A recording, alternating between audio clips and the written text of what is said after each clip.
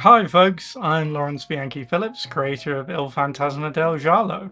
What you're about to see is a recorded playtest session I made back in March with me and some of my friends.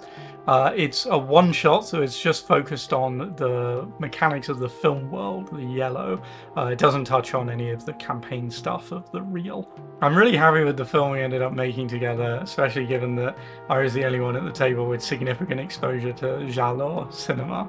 Just a note before we begin, this was a slightly earlier draft of the rules, so some stuff is going to be a bit different here and there from the quick start. Some mechanics have just kind of been tightened up a little bit, like the kind of killer pin face card system. Some stuff has been rebalanced, like some of the archetype tropes, and some mechanics in the quick start are completely new, like the scene tropes.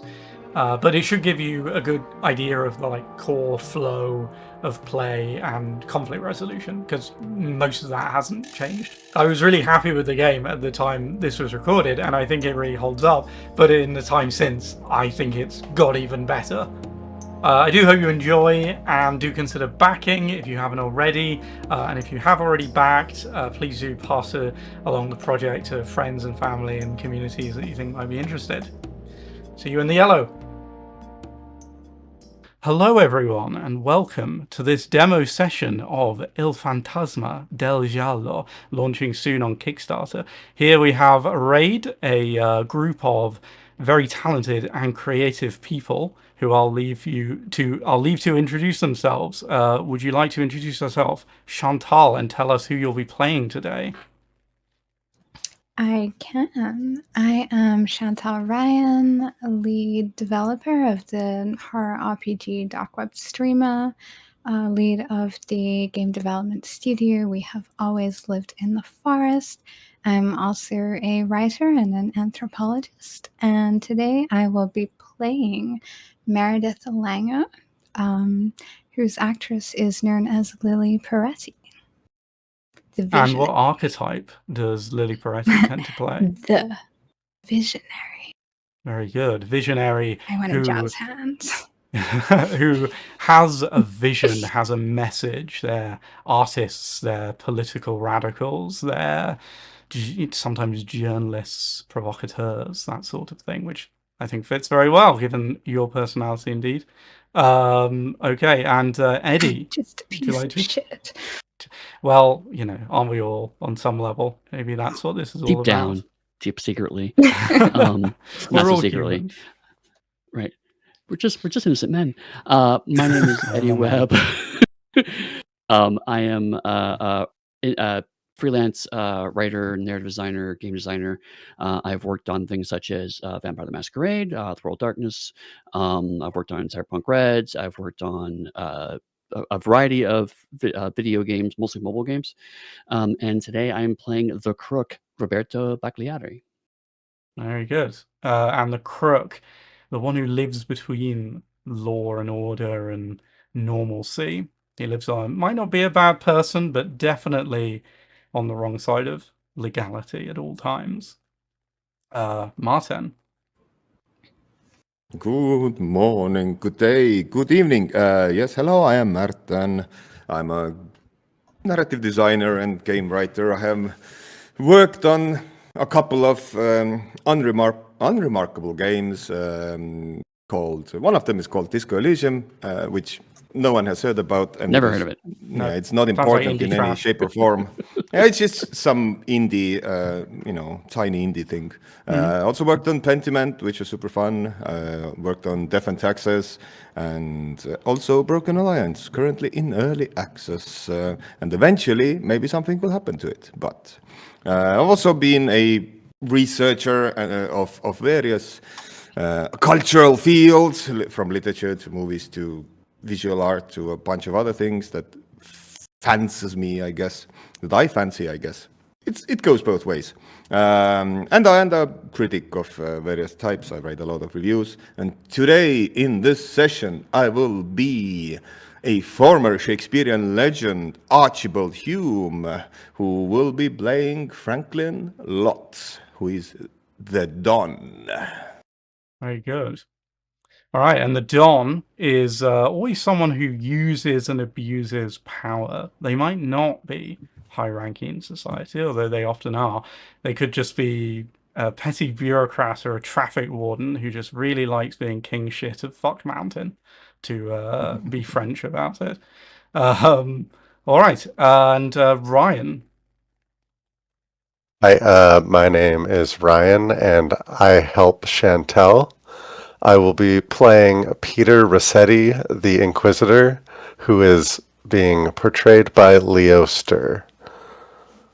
Very good. All right, thank you. And I'll introduce myself. I'm Lawrence Phillips. I am a writer, designer, 3D artist, I suppose. And I've been working in tabletop and video games for a while, most notably Vampire Survivors. I've done work for Spire and Hardwired Island and Legacy as well. And this is my first big solo project, Il Fantasma del Giallo, which is a magical realist horror/thriller game inspired by things like The Twilight Zone, the work of David Lynch, and of course, Italian giallo cinema. All right, well, without further ado, because that was what I was just doing, much ado about nothing, we shall go into things. And our film today, where in this game we can, if we were doing a full campaign, we would be jumping between the real world and the world of film in the yellow. But for the purposes of our session today, we'll just be in the yellow. So our actors will be taking on their roles in the latest thriller to come out of this particular studio, Death Takes the Stage. And I'll be running us through our opening scene. And from then on, I have absolutely no idea what's going to happen and which of you malcontents is, in fact, a vicious murderer. So, in the opening of our film, we have a classy title sequence. We're going over the buildings and the streets of Palermo in Italy, and we've got a slightly jazzy but slightly, we've got some orchestra music in there. And we run through the credits as we go through these sites, and eventually we sweep in to the Palermo Opera House, which is not a building that really exists, or at least it's not called that. I'm sure Palermo has an opera house. And with the camera sweeps in to take in the opening ceremony of the Palermo Music and Arts Festival. And the year is 1974. There's one of these every 4 years. And this is a high-class event. Everyone's in black tie. Only the dignitaries, the upper levels of the opera house, are all closed off. So it's just the stalls and maybe the first level of the circle, and the private boxes, of course.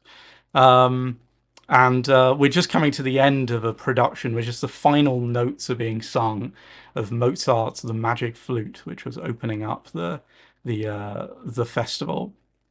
And everyone's getting ready for the symposium afterwards. They're just beginning to clear off the stage and let people on to talk and stuff. And the camera, I think it sweeps up into the upper boxes where all the real kind of dignitaries of the town are. And I suspect we'd probably see Roberto Baccalieri up there, perhaps. What's he doing? So Roberto is a big man in just about every sense of the word. He's broad-shouldered, he's tall, he has a huge laugh, and he's been eagerly talking about what he just witnessed with a couple of other men in suits that look visibly uncomfortable. These are his bodyguards, his maid men with him, and it's very clear that they have been dragged along to give them some culture, and they don't want to upset the person that brought them along. But he's still trying to have an animated conversation with them, and so you can kind of feel that there's a very clear power difference between these characters on screen.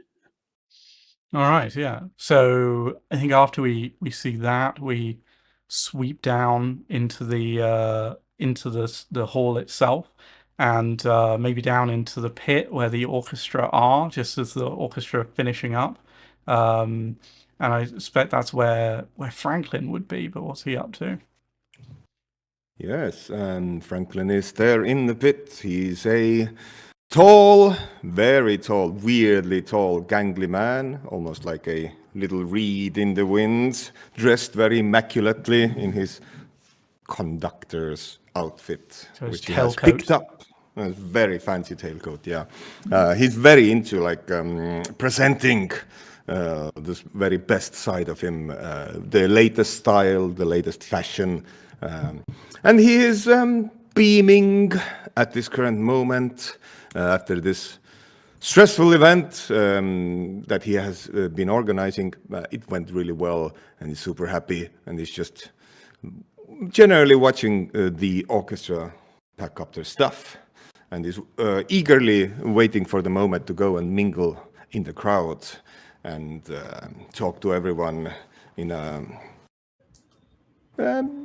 slightly snooty manner. Perhaps a little impatient, perhaps, kind of, I'd imagine the camera is kind of taking note of his fingers as they're kind of drumming, on his music stand, sort of that sort of thing. Yep. It's like a type of a mix of frustration and a mix of like eagerness, because he really likes the limelight. Well, speaking of the limelight, yeah. I think the camera sweeps back up out of the pit, and probably quite close to the pit is I imagine Meredith has probably wasted no time and started mingling. Mm-hmm. Meredith is in the spotlight, at least as close as she can get to, some flattering lighting, and she's entertaining the kind of, the movers and shakers of the art industry. She's dressed in a very form-fitting evening-length gown. She has a long slit all the way up to above her hip, and the enterprising viewer will note she is wearing no underwear that they can ascertain. She is kind of flitting from person to person. These very well-dressed people with great posture. You can tell they're full of confidence, but as she slinks up to them, they kind of almost shrink a little bit in the kind of force of this woman, this intense gaze that she has. The way she kind of whispers perhaps mischievous things into their ears and make them blush a little bit. I think there's a good like visual montage in that, right? Where she's kind of like, we're kind of really focusing close-up shots on like her eyes and her mouth as she kind of whispers to people, and then we can pan over to their face and see them, like blushing or, just taking a moment to compose themselves, smiling nervously, perhaps. That sort of thing. Mm-hmm. Okay. Well, Absolutely. I'd imagine maybe Peter was probably, I imagine he's here in some kind of security sense, primarily, right? So maybe he's further to the back of the room. What do you think? Yeah, Peter would definitely be sort of like towards a corner, like eyes on all exits and entrances sort of vibe. But there's also an aspect of being out, not in a crowd, like having open space around, which is not necessarily related to the work, but more of a feeling of the personality. And I would say maybe sort of in terms of the camera work, sort of similar to Meredith, it would start with like this focus on various aspects of Peter's look, but it's like in a different approach of you're seeing like, oh, there's like a smudge on the shoe that gets polished out. There's like some lint on the jacket that gets brushed away. The police badge gets shined up or whatever token they're using in this line of work. And then like a immaculate mustache is combed, but none of this is done in a way of being like it's not about appearance, it's about fitting in. Nothing is out of place. Is it a bit nervous, or is it kind of Uh, is there confidence to there's it? there's probably like deep within, there's like a sense of nervousness, but it's more about not standing out, which, you know, is part of the role. You're sort of meant to blend in with the background and not be noticeable in that way. Yeah. Oh, that makes sense. Okay. Well, I think at this point, we kind of sweep back towards the stage, just as the various stagehands are like kind of clearing the space, just try and make sure there's room for people to kind of mingle on the stage. That's exciting for the dignitaries to get to stand up there and look at the room and stuff. But they're just clearing up this kind of, there's a big sort of kind of raised kind of a bit of backdrop. It's like a kind of circle in the middle is meant to represent kind of a bit of a celestial body, and there would be a hole in there where previously in the production there had been a kind of a wall that had been lifted up to reveal the singer who was standing behind it and would sing their aria. And they're just lifting, they're disassembling it, so they're just lifting that back up again to try and get out. And just as they lift it up, there's a scream, and the camera is like, because we look at them, oh, they're disassembling, we look around the crowd, but then one of the people in the crowd is looking at the stage and screams and the camera whips round. Maybe we get a nice classic 70s snap zoom, like whoosh, and we see a body. And I won't go into detail about what the body is. I think we can talk about that in our follow-up scene, but we do get a title card as it appears over the top, as just as the sounds of people yelling and talking and chaos as more and more people see what's going on, and we get death takes the stage over the top. And I think I'll cut the scene there. Okay, so right, so we'll do our first scene draft. I'm gonna say, I think it's actually appropriate for Peter to have the first scene draft, given that we just had a crime. So we'll draft you a scene. All right. So we've got the Eight of Hearts, which is Blood and Black Lace. A character has an emotional outburst in an inappropriate situation. We have the Nine of Clubs, which is Crystal Plumage. A character endures a time of physical or emotional vulnerability. And we have the Two of Hearts, which is Doll of Satan. A character makes a deal with heavy consequences. I think the first two sound better for me at this point. Yeah. I think the 8, probably. That was an awkward emotional outburst. Yeah, I think we can work that in. What do you see? What are you thinking for this? I think that like immediately on the sort of reveal of there being this body, he is immediately going to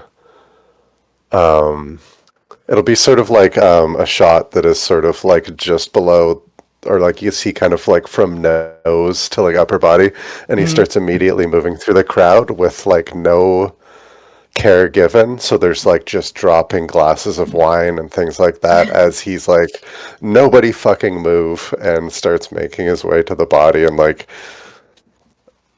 preventing anyone from getting in the way, sort of an approach. And kind of a I like that shot. I imagine that like they've kind of got a bit of a steady cam thing, right, where he's stable in the shot and like things are kind of kind of a bit unstable around him, right? Yeah, and like anytime like a body passes in front of the camera, you could use that as a moment to cut to like a glass shattering on the ground, or like a plate of hors d'oeuvres toppling or whatever, like a flute getting broken. I don't know. Okay. I would imagine Peter's a police inspector, correct?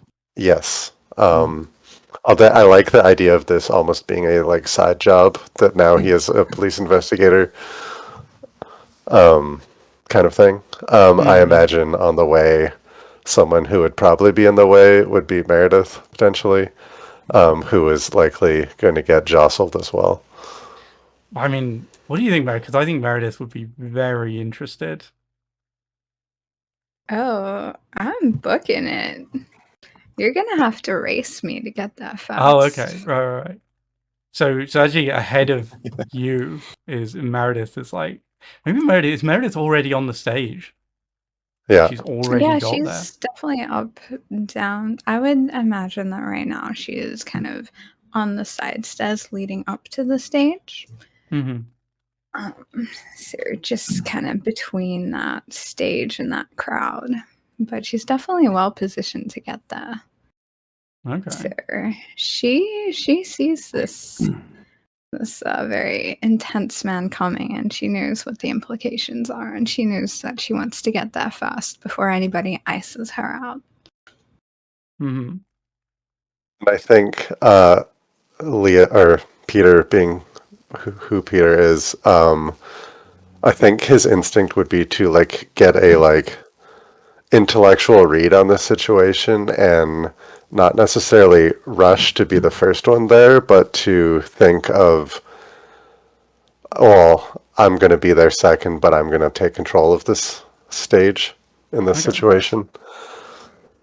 So I imagine you're like, if you're like, as you get close to the body, we can probably start to see, like the camera can start to see what the body looks like. Eddie, do you want to? What do you think? What does the body look like?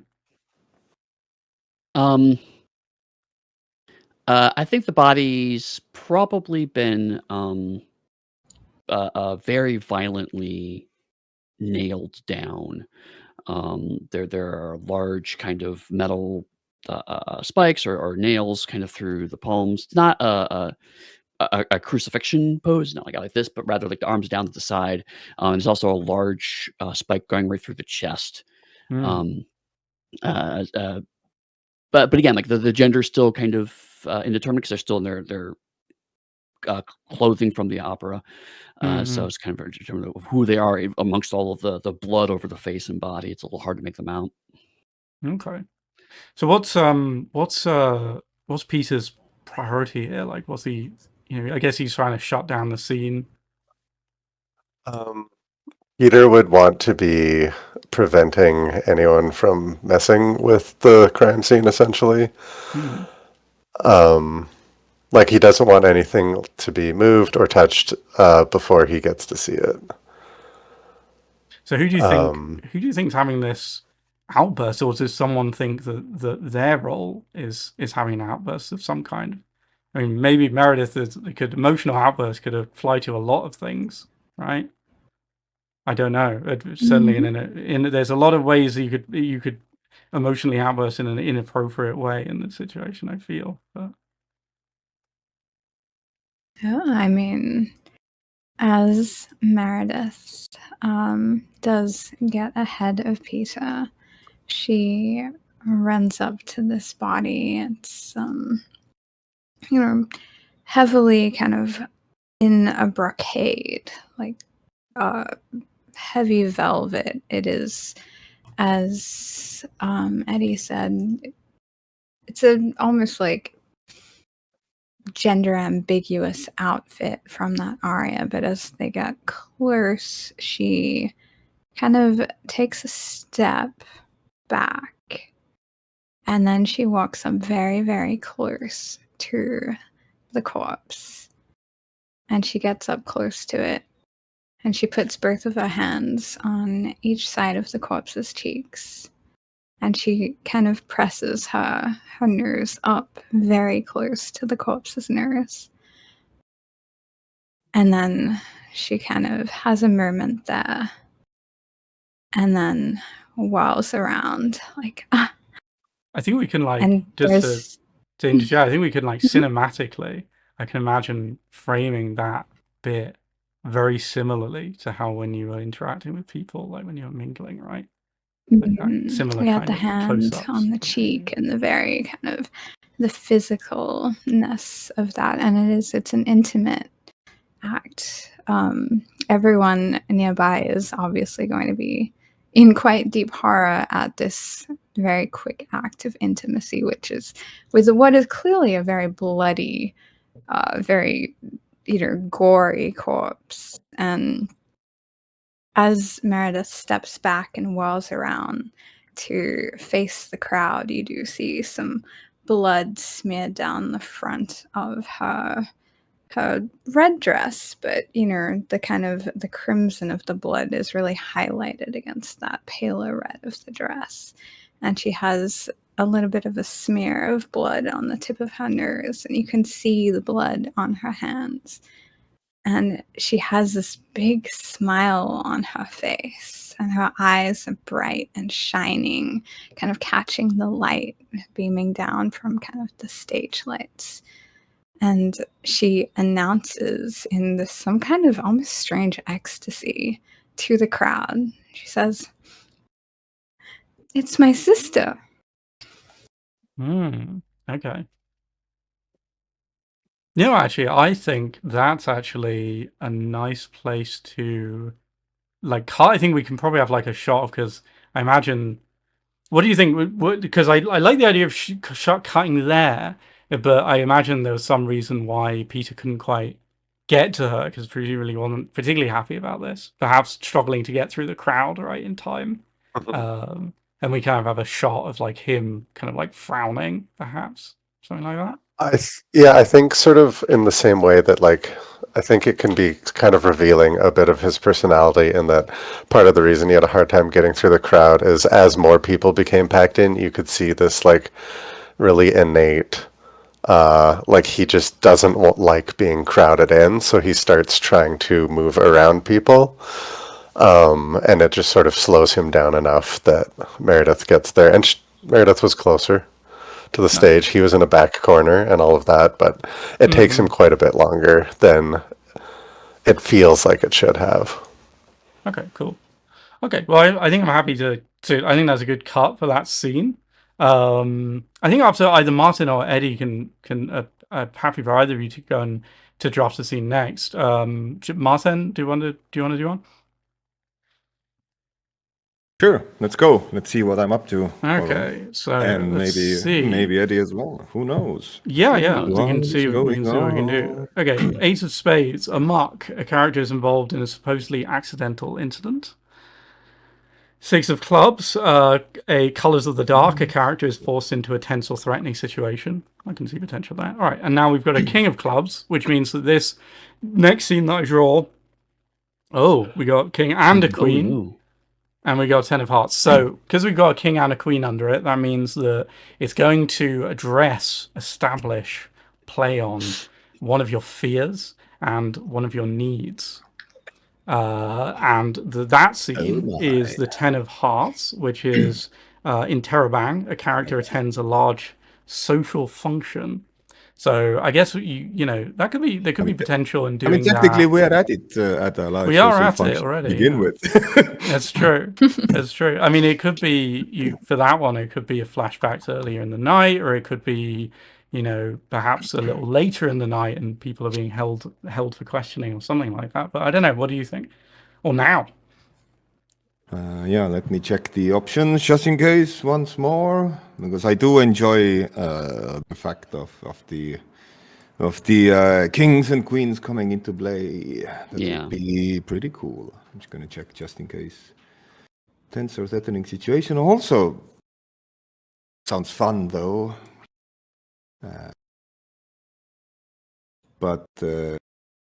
But hey, just to use the options that fate has thrown our way, let's go for the 10 of Hearts. Okay, 10 of Hearts. What's going on? What do you think in this scene? Right, Franklin. Let's see where he's at. Let's see. Would have been nice to have a thought about it before. Because we already are at a big social gathering, but do you mind maybe a suggestion kind of help kickstart your Please ideas? do make suggestions. Oh, absolutely. Everyone feel free. Maybe you are backstage berating your orchestra or whatever to about how you felt they did. Yeah. Yes, other than the breaking part. Yeah, let's go for that. I think I want to do something. I am backstage with the orchestra. I have been there for a while. And Franklin, I guess, then is there with the whole orchestra. They're kind of having fun, mingling together. The whole opera went really well this time. Not a single mistake. He's very proud and very happy, and she's kind of like ambling there, and they're all drinking and partying, and there is still like a level of anxiety that Franklin is going through, and he's searching for Richard, one of his violinists who isn't at the event right now, and Franklin is even like kind of, he's been searching for a while. Was he supposed to? Did he no show? Yes, he was supposed to be there as well for particular reasons, because Franklin is just like sitting there, and like he's still kind of like twitching, and he's saying like, asking people like, where the fuck is Richard? He's supposed to be here like half an hour ago.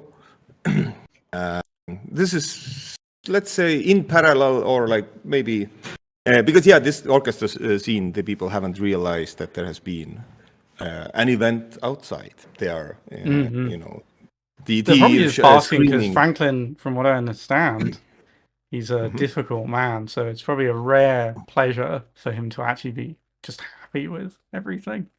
Oh yes, absolutely. Yeah, he's finally very, very proud. Like this has been a long time coming, and he like really wants to display his like, I guess, success.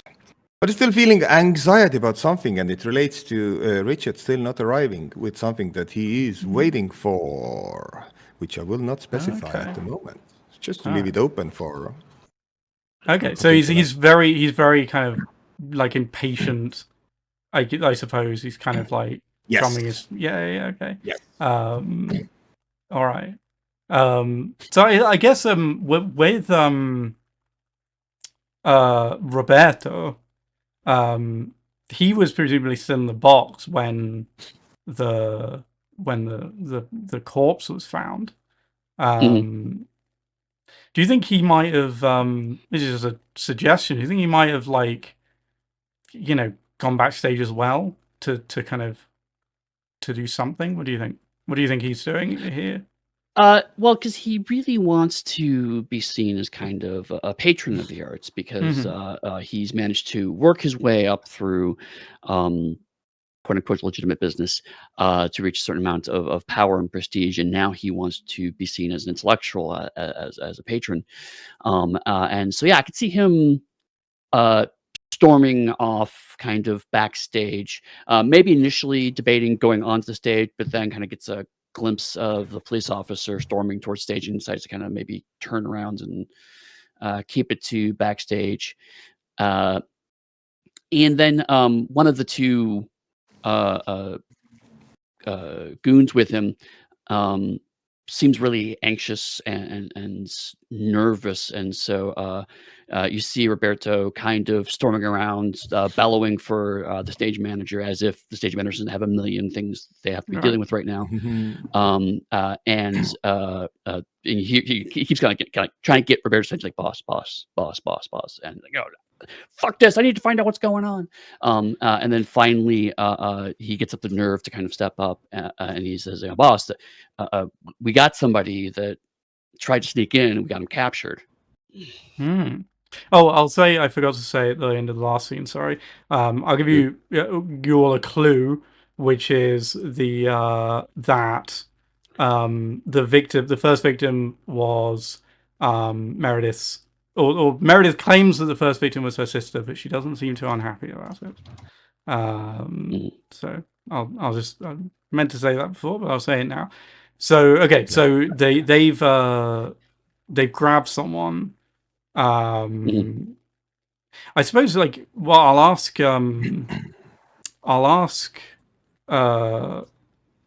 Martin, who, this is all, I've seen part of the same big backstage area, right? So they drag this guy in. Who is it? Ooh, that's a good question. Franklin, by the way, has been trying to avoid Mr. Roberto. Generally, there seems to be some sort of a tension between the two.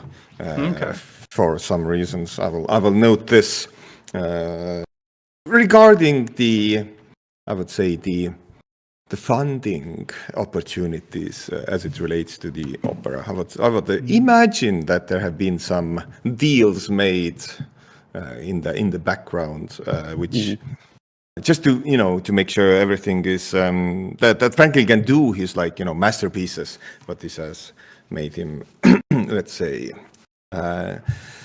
forced him to work together with someone he would perhaps usually not like to. And now this whole well, you don't want to kerfuffle is. Yeah, I mean, you can't be his enemy. You don't really want to be his friend either, do you? Yeah, absolutely. Right. Yeah. Right. This has been like a deal with the devil in some sense. So is the person, perhaps you'd probably need a really good reason to approach them at all. So is maybe the person that they have is someone, is it Richard, in fact? The violinist? Violinist, yeah. Yeah, it could be Richard to figure out where he was going and why was he caught going somewhere. But it could be Richard, and that's an interesting thing, an interesting event. Okay, so maybe he was sneaking in, which is self-suspicious. Like, why was the guy trying to break in after a corpse was found? And so yeah, the goon's instinct was going to grab him. And why was he sneaking in at all? If he was supposed to be here and he's here regularly, there's some reason he's sneaking in, perhaps related to this thing he's supposed to be bringing. Yeah, that would work. Yeah, it's interesting that he's sneaking in and not out. Both are suspicious activities, but like. and I'm also wondering maybe if, because of all the ruckus going on, maybe Peter might want to also be looking around backstage and kind of see this, kind of pushing towards.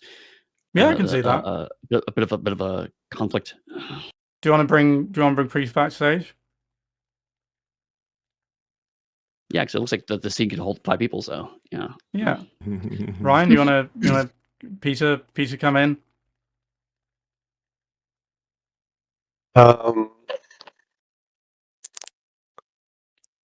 No, I don't think yet. I'm trying to. I'm theorizing an idea. Maybe if things heat up a little bit, right? Because there's thugs manhandling your protege right now, Franklin. Right? Like, I don't know how you how's Roberto approaching this guy? I mean, if my guys captured him and he's acting suspicious, I'm going to treat him like he's a threat.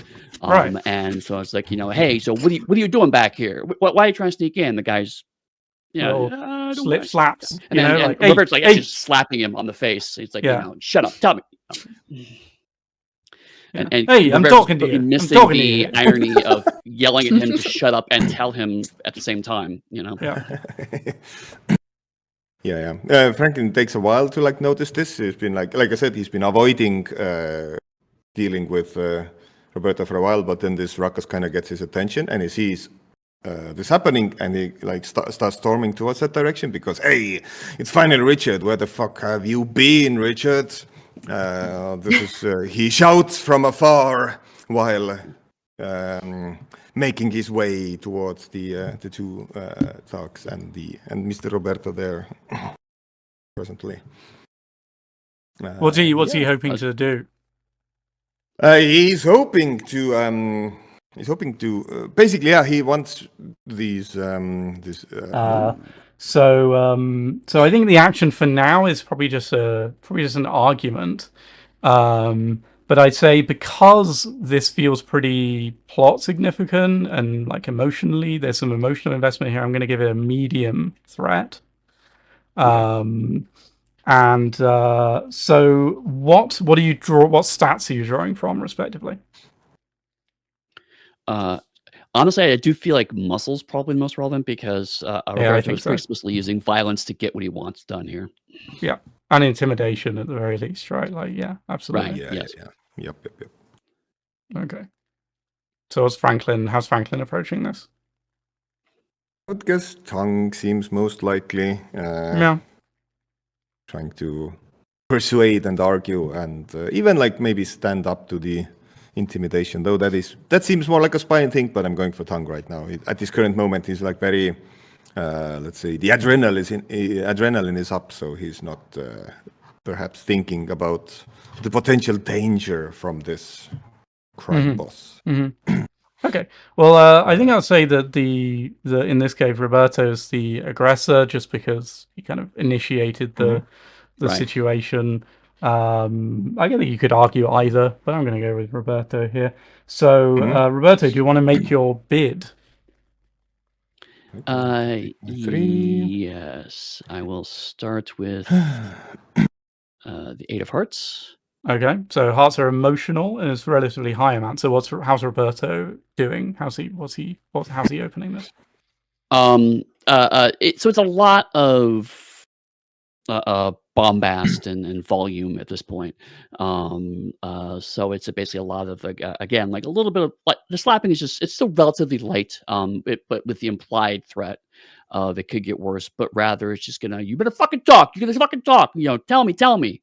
What are you hiding? That kind so of he's stuff. not yet he's barely noticed. Right. Franklin at this point, right? He's still really focused because the card's kind of high, so I feel like he's not quite really connected to that fight yet.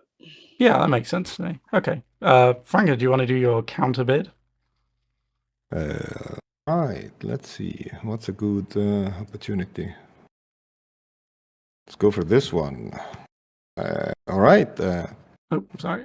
Cool. 5 of hearts. So a bit more emotional as well, but that's definitely a lower bid. So you would get the upper hand in this exchange. So how are you getting this upper hand?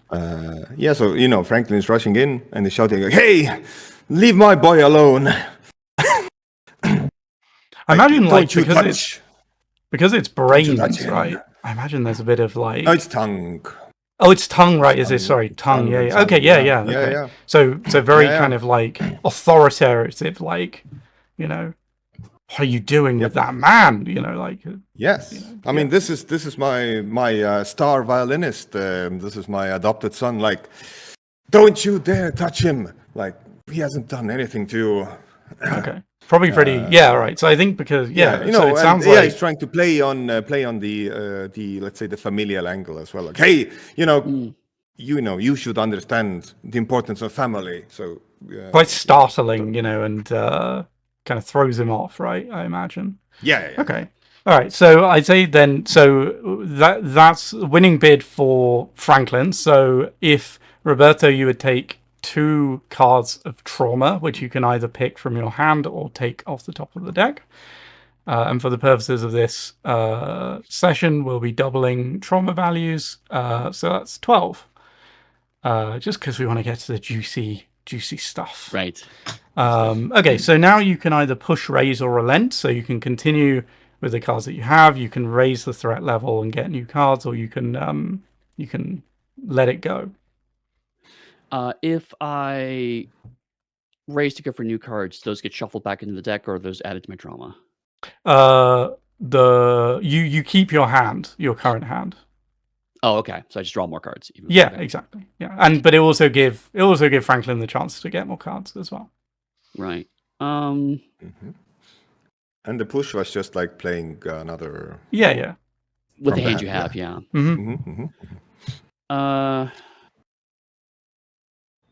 No, let's go ahead and I'll accept this at the moment. So I'm still early on, so I will relent. Okay. So what happens? What's your like? So first you take the cards in the pile as trauma. 12 is 38. Yep. So you're getting up there. So make a note of the fact that in your next scene you'll be a bit disadvantaged in your first bidding round because there's a creeping anxiety that's in your heart. Okay. So what happens? So actually, I'll ask Franklin. So you've got the upper hand here. What happens? How do you manage to get him away and stuff? I assume, but Yeah, I guess he like kind of Franklin kind of runs in there really in an energy state, like pushes talks about, shouts, sees whatever the various emotional outbursts that he had, and then kind of like grabs Richard kind of like by the back of the neck and just kind of like starts dragging him away quickly, as far away as possible from the Mr. Roberto here. He's still like trying to cover that no one like notices that Richard is carrying something. And what did are you going to like a quiet spot? Like, are we going to find out what that is? What is it that you brought? We'll be heading to a quiet spot, but we'll see if we find out this thing already at this moment. Okay. So we're leaving that. We're leaving that for the next scene. Yeah. Okay. All right. Now I think there's something interesting we could do with that. Actually, maybe a scene with Meredith. All right. Well, I think I'm happy to cut it there. Like, I imagine Roberto's like a bit shell shocked, right? He's like, he knows who this guy is, and he doesn't want to piss him. He's like, oh, I want you to respect me. That's what. Well, I think it's a bit more that he's never because he sees himself as a lover of the arts, and so he's never seen this artist react this way in general, specifically to him. And so when it looks like he's going to discipline this guy, he's going to kind of put his hands on him and go, let him take care. It's his family. Let him take care of stuff in house. But the camera can see that, like when he's putting his hands back, that the close up of the hands, you can tell they're trembling. He's rattled because already his authority has been so quickly undercut, and he's not sure exactly how he feels about that. Okay. Well, I think that's a good place to cut. Would you like to draft the scene? Should we have Meredith draft the scene? Sounds all right. Mm-hmm. Yeah, Meredith. Okay. Let's do it. So I'm going to shuffle your decks as well, if you remember how to do that. Yep, done. There you go. All right. So we've got. Am I dragging these cards? Oh no, because I that'll already be. have. That's all right. That'll be from my deck. That's all right. So excited to do it. All right. So I know you're eager, but all right. So we've got the 9 of clubs, which is Crystal Plumage again. A character endures a time of physical or emotional vulnerability. Ace of Diamonds is one on top of the other. You showcase your needs, wants, or relationships with extras. I realise that one probably needs a bit of adjustment given some rules revisions, but it's always a work in progress, these things. And we've got Queen, so this is going to relate to your needs. Okay, so so for this one, so we've got 9 of clubs, physical, emotional vulnerability. We've got showcasing needs, wants, relationships, and we've got the we've got the 6 of hearts, which is kill the fatted calf. A character risks the safety or well-being of someone that trusts them for their own ends. I think we'll go for Crystal Plumage. Okay. All right. So what are you thinking for this scene? I'm thinking that Peter is probably going to want to interview Meredith, given she's just announced that she is the sister of the corpse.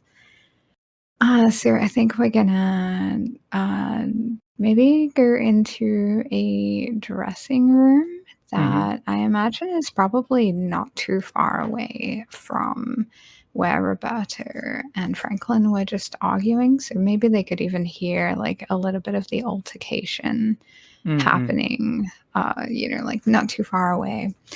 But yeah, we're gonna zoom into a dressing room. It's it's a little maybe not as fancy as you would expect from such a showy external stage area. It's a little bit run down. It's got those beige carpets, beige walls, but there is a slightly worn but quite attractive like Baroque red sofa in the room, and a couple of armchairs, and We'll arrive to see Meredith lying down on the sofa in that dressing room with a cigarette laced between two fingers, kind of just dragging on it. And we see Peter kind of, he's looking quite professional, like he's taking his job maybe seriously, but you can kind of see he's trying to get something out of Meredith, and she's not taking the situation particularly seriously. So it's almost framed as you would see a psychiatrist with their patient. Hold on one sec. Yeah. Hang on, sorry. Okay, there we go. Sorry, carry on. Oh, good. Yeah, so we kind of get a little bit of that framing where it's almost like a bit of a mockery of an interview scene where maybe Meredith looks like she's more in control of the interview than Peter is at this point. Okay. So Peter getting a bit And I think frustrated. I think in a bit of the just like when the shots are like establishing the scene and stuff, and Meredith goes and like just easily lays on this couch, Peter probably like looks around and like there's like a chair and it shows like a close up and there's like a stain on it, and then like the counter's just like gross looking, and like clearly he like wanted to sit somewhere, and he looks at everything and then he just stays standing. A little bit kind of obsessive compulsive sort of thing, or yeah, like just like, oh, like I'm not getting that on my clothes, that'll be an issue. I like that. There's a kind of a symbolism there of him not wanting to get his hands dirty, I think. Yeah, and it ends up with him sort of appearing more to be like a police investigator than a like therapist in that sort of framing of it than he even initially intended. Like it's almost accidental that he ends up being the investigator, as he's now like sort of standing in the room in a accidentally authoritative role rather than like, oh man, like I'm so tired of standing at this stupid gala event opera. So yeah, he's being led more by his attempt to give off a specific impression than by actual choices he's making. Well, what's I guess what's he asking? I assume he's leading. Well, maybe not, but might be leading the encounter is typically the case in this kind of. I do like the idea that he's not leading it, even if he thinks he's leading it. But I think that, like, definitely just based on he saw Meredith come into contact with this body and come away covered in gore, part of him is suspicious that, like, some of that gore maybe already existed.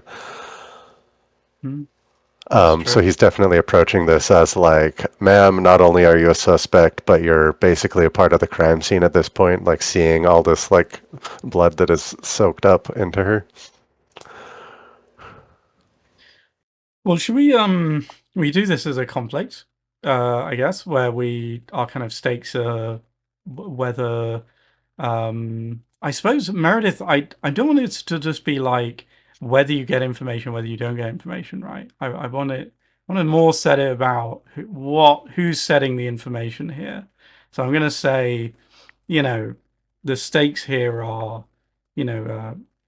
the because as you said, he likes to think he's controlling the situation. So I think the real stake here is who's controlling the situation and who's coming out of this with more information and more useful information. Does that make sense? Mm-hmm. Okay, so we'll make it a conflict. So we've set the stakes. I say threat level is low, in this case. So, and you're just talking at the moment. What stats would you like to use? Ooh, good question.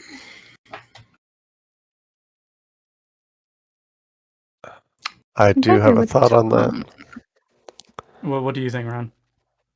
Well, I think that like he wants to be using his brains, but because of the layout of this situation, he's ending up having to rely more on something else. And I was thinking, just that idea of like he's being thrown off balance. So I wasn't 100% sure if like Spine, heart maybe? or tongue or spine would make some more sense, but I like spine. Yeah, I That like makes spine. sense to me. I like the idea that he's kind of trying to almost, disentangle himself from this, right? It's an Yeah, and endurance like test. he's definitely a brain forward person, but I think that in this case he's being reduced to something else. Yeah. How's Meredith approaching? Yeah, so I will be going with tongue. Okay. Tongue. All right. And let's see if I can track that down. So I'd And if my stat's 1, it means I just draw the 1 card, right? just one, yeah. Unless if you Okay. can, if your skill comes into it at all, you can draw an extra one. And if it comes up in the middle of a conflict, if it goes in that direction, then that can be done as well. Okay. And if it's a face card, that's what I have. Yeah, so if it's a face card, you can use it Yeah. to activate a trope, either a archetype one or a generic one. And after the trope's been done, then you can draw a card to replace the face card. Okay, cool. So I think having the opening bid here makes sense to me. So do you want to do that? Yeah, I've got my 1 card. Which is a queen, which is that's like my Inquisitor trope. Yeah, so I think you could either use the just check my own notes. You could either use your archetype trope, damn fine coffee, or you could use the generic trope, which uses a queen. Yeah, I was thinking based on what card Chantal plays, that could flavor how damn fine coffee plays. Okay, yeah, I'm all right with that. Yeah, we'll leave that. We'll think about that at the end. So, damn fine coffee.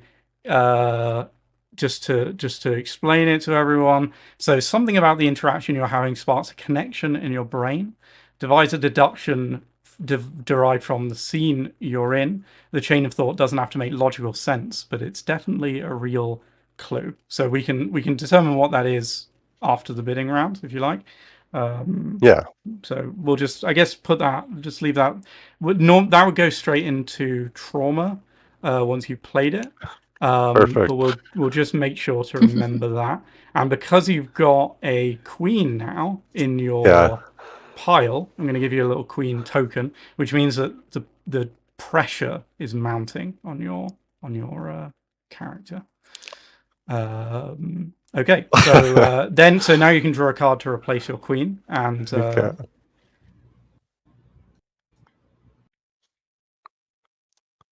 and then I play that new card because I just have the 1. Okay. Correct. Okay, so you're 8 of hearts. How are you approaching this? And hearts are emotional, so I think that like sort of in this like flustered state, like he's just assuming guilt in the sense of like, yeah, like everyone's a liar, everyone's covering something up. The only reason you rushed up to this corpse was to get more evidence on you to cover the evidence that already existed. So he's just really pushing on that, but in a way that's really clumsy. So it's just like him just kind of being like, why'd you do it? Instead of bringing up any evidence at all, he's just immediately going for like, so why'd you kill your sister?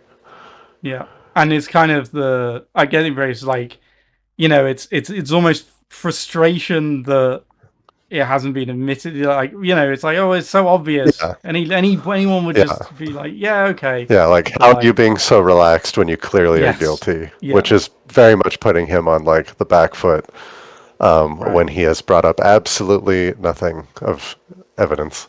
Okay, do you have the counterfeit?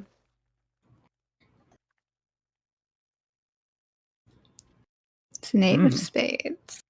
Okay. So in the case of a draw, then no one gets the definitive upper hand, and we just kind of continue. So rather than saying how you lose or gain the upper hand, it's you don't quite that was weird. Oh, It's just a I back can and play forth it. of yeah. so you did this? No, I didn't. No, I have I think I'll have a question of my own. And sir, what does Peter say exactly? I think he just sort of he pulled out like a notepad on which he has written the word guilty ? And then he scratched out the question mark. And he just looks at you like dead in the eye and says like, so why'd you kill your sister? Detective, don't you think there are more interesting questions you could be asking? And in his head, he is like just saying no ? And then out loud, he'll just be like, well, I suppose why you would want to kill her would be an interesting question. I'll say that. So both of you take trauma. So it'll just be one in this case because we're on low stakes. So either from your hand, in Peter's case, it would have to be a top deck because we just. Mm-hmm. Oh, and we'll go into what your insight is in a moment. So don't worry about that. Okay. Oh, cool. An ace. Okay. So that's just 2 more, which does knock you over into creepy anxiety. So we'll try and remember that. Sorry, where did you put yours, Chantal? It's still in the no, conflict pile right now. Either from the top of your deck or from your hand, you take a trauma. My hand's empty, so I guess I will pop it in here. A king. All right, that's a big one. And you also get like a token. Okay, so it's just a kind of standoff. In this case, it would usually be the person with the least cards in their hand that would then pick. But you both have no cards left, correct? So I don't know what you did use. Is your I forgot my thing. Is your tongue? So you were using tongue. Is your tongue 1 then, Chantal? Yes. Gotcha.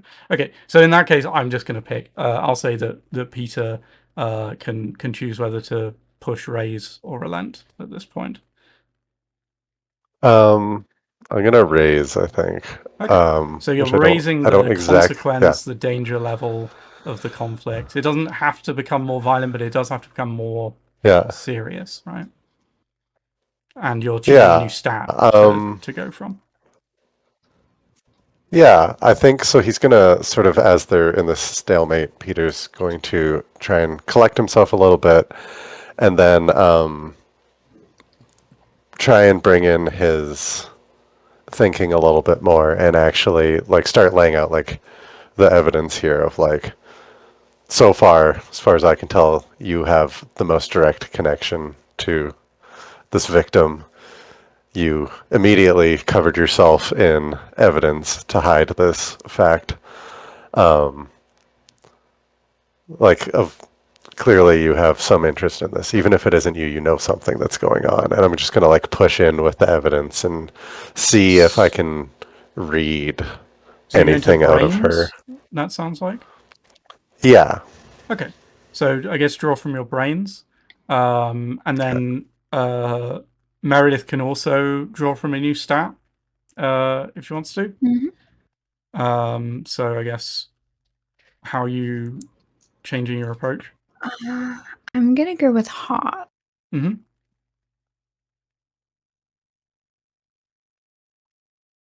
Okay, cool. So opening bid would be Peter because lost the last round. So. Mm-hmm. And I think just going along with what I did, I'm going to play the clubs that I drew because that's very direct. Yeah, it makes sense. And you're just like, here, this doesn't look good. Da, da, da, da, da. Yeah. Yeah. Gotcha. Okay, that was my He's really focusing in on the fact that she's like got blood soaked into her and on her nose. Like, I think he might even like have gone up and like with a handkerchief wiped the blood off her nose and shown it to her. Okay, yeah, that's good. A very clean handkerchief, I imagine. Yeah, pristine. Not anymore. Yeah, embroidered with his initials maybe, or someone's initials. It's someone's initials. Oh, again.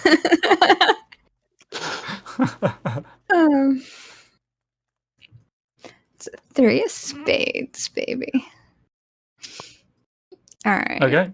What makes this a stalemate? I want to play this.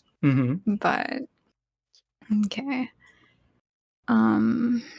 As Peter kind of wipes the handkerchief to her nose and holds it up in front of her to kind of show her the blood, she grabs his wrist quite tightly and she gazes into his eyes very intensely.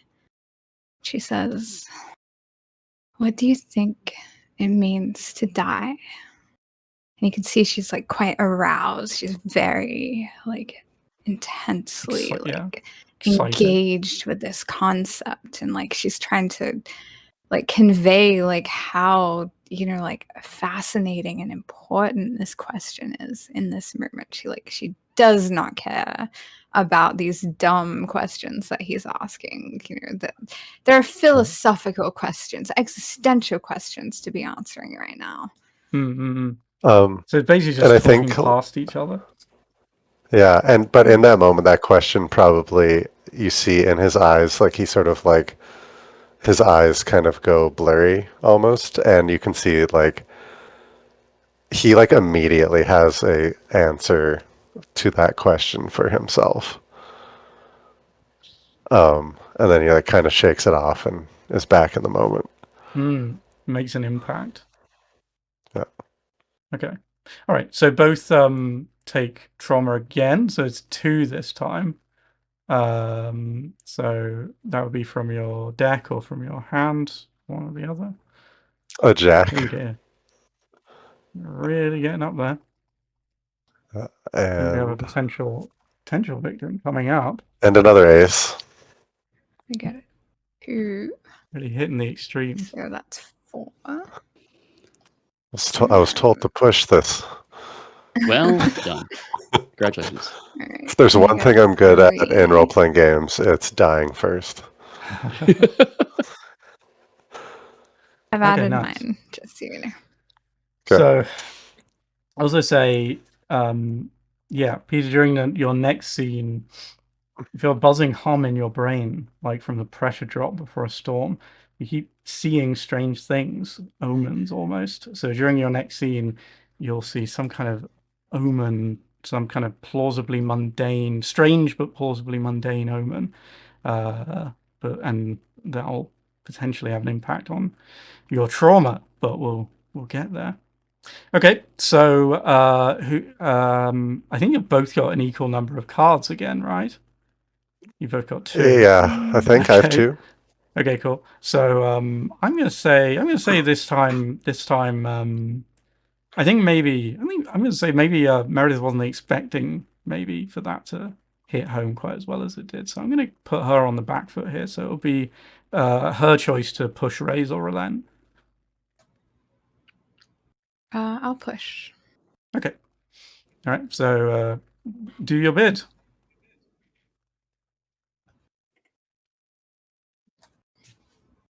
Someone else?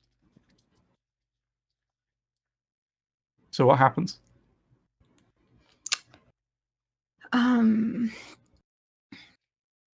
So as she sees this kind of hesitation, she recognizes the look in Peter's eyes. She's seen it, quite a few times before. This is what she does. She shakes people. She makes them think thoughts they've never thought before. And she sees almost a vulnerability in him in this moment. It is a potential to wake him up to something she finds so important. And she kind of, quickly seizes to her feet, and she kind of pushes him a little bit, gripping onto that wrist, holding that bloody rag. And she kind of gets up close in his face, and she's got these blazing eyes. And you can kind of see that, like, that slit up. And the camera is kind of,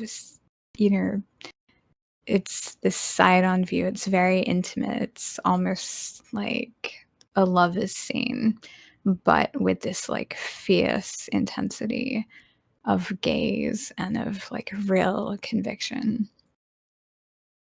And she looks him in the eyes and she says, "Hit me."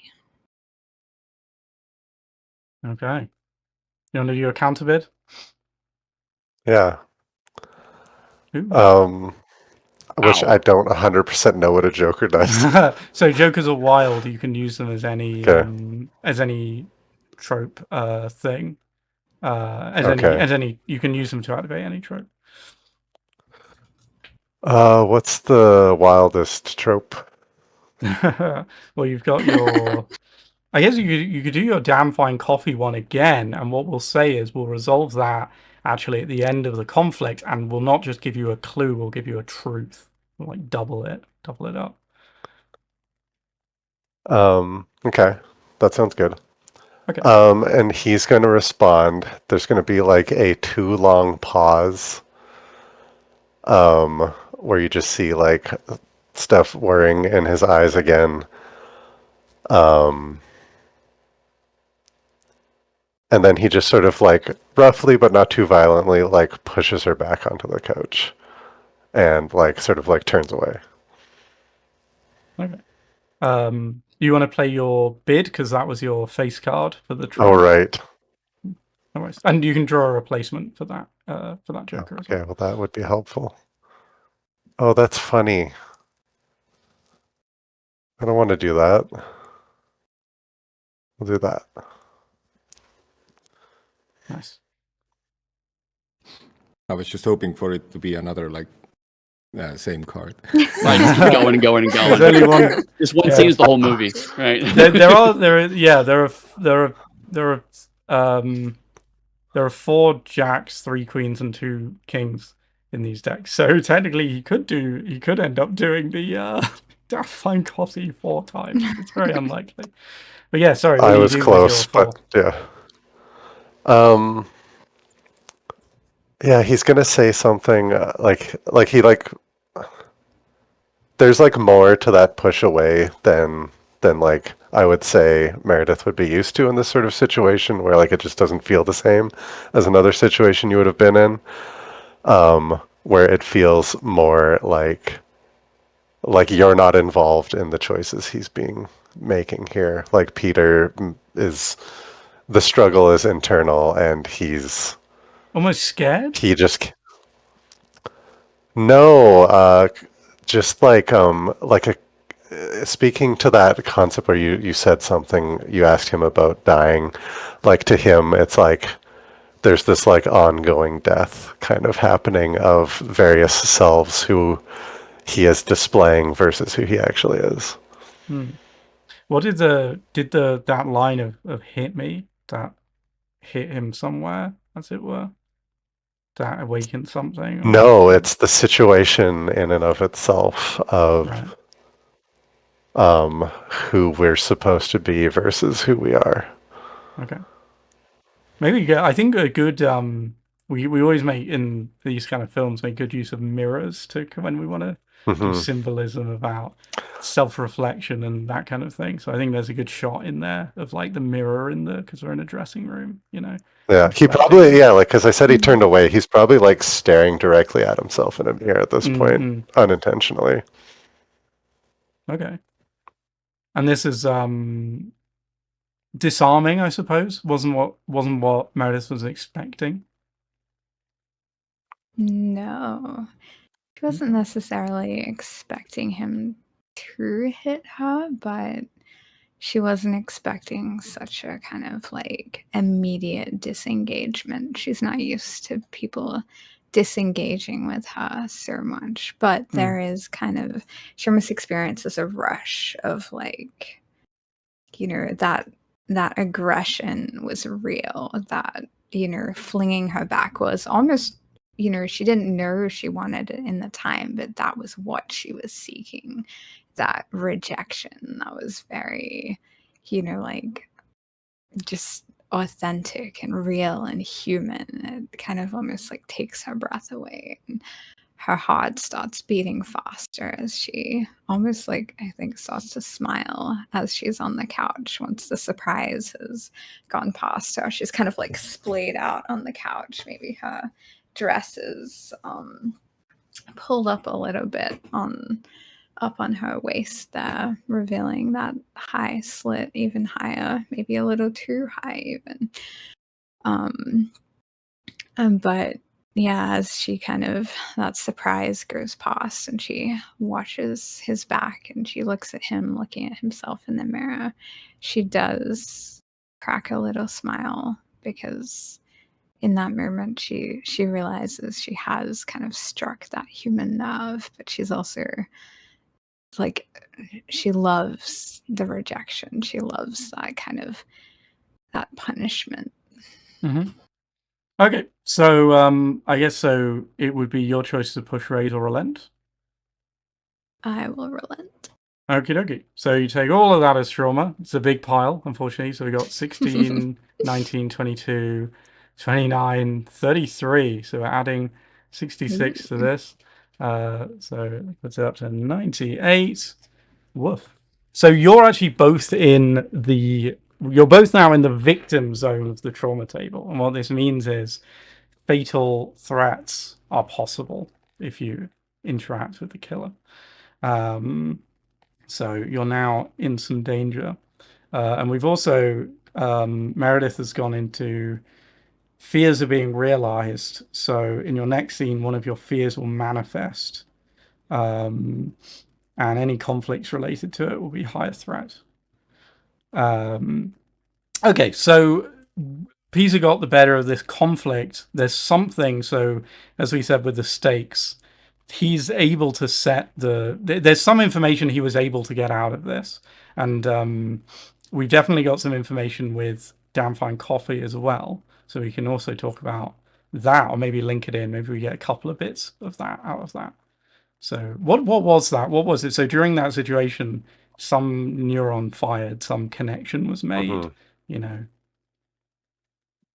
I think, like, just thinking of the way that you were describing the way you ended up splayed on the couch, that could be like reminiscent of the body and maybe some sort of clue related to that. Maybe another body that was recent. Or another body, yeah. Yeah.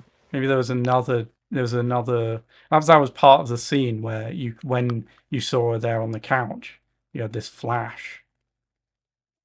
Or even at the very end of the scene, like his eyes move over to see her reflected in the mirror. Yeah, that's good. I know that's very good, actually. That's this is my Giallo brain, but seeing things through mirrors is something that comes up in a few films, and it's reflective of, so to speak, of seeing something not entirely as you thought you were seeing it, right? But no, I like that a lot. So let's say your truth then is that,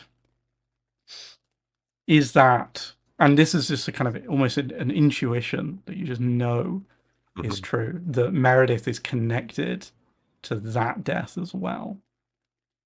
And and you know, we build that out a little bit, but I say that's a truth, right, against her. Okay, so I think I'll cut the scene. Well, actually, let's give you a clue related to that as well, I suppose. Well, actually, no. Let's say your clue is you now have a blood sample, right? From, well, I suppose it's from the body. So I don't know. I'm not sure. What do you think? What do you think your clue is? Should have hit her.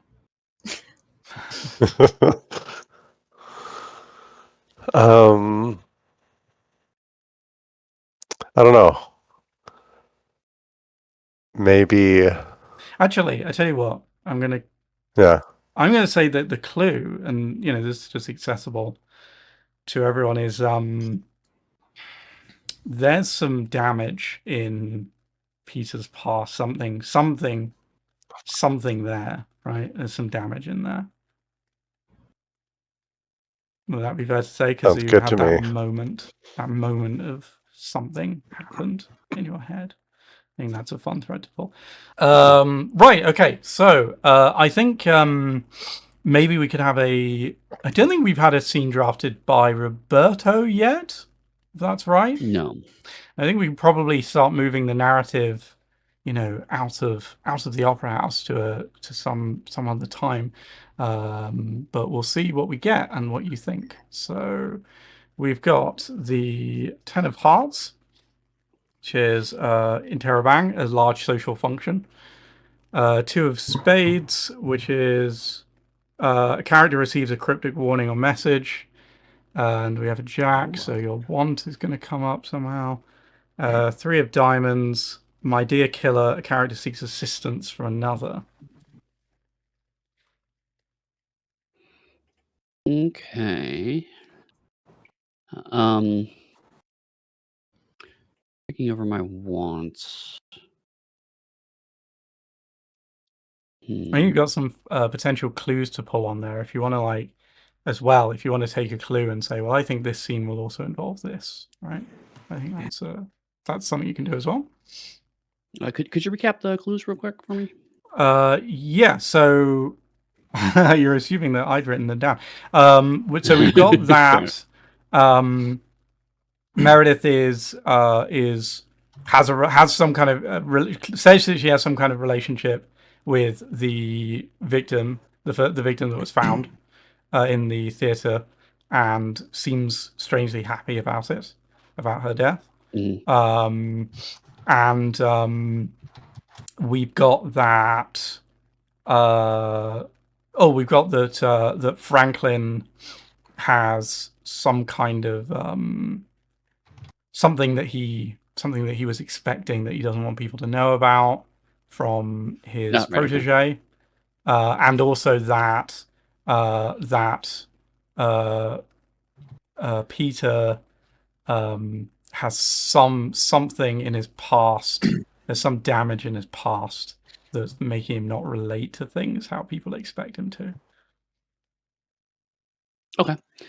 I think I'm going to go, as tempting as that Jack is, I think I'm actually going to go with the Two of Spades with Spirits of Death.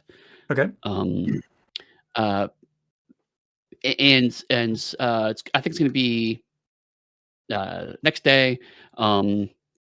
Roberto is back in his office, and he's in the process of having a screaming match with one of his extras, which is Bobby Jr., his son. Mm-hmm. Bobby Jr. is on that awkward cusp of 16, 17, where he's just about to become a man, but he's still making the kind of decisions only a teenager would make.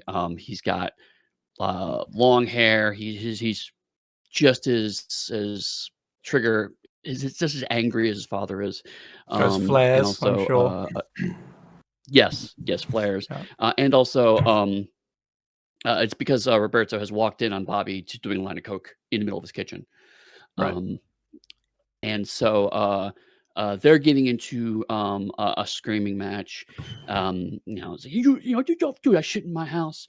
And Bobby's, what are you gonna do about it? Kill me? And just like you kill everybody else. And starts to storm off. And then there's a piece of paper lying on the chair behind.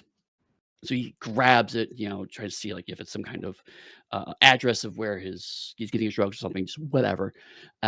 He opens it up and the camera zooms in, and all it says is Meredith knows what you did.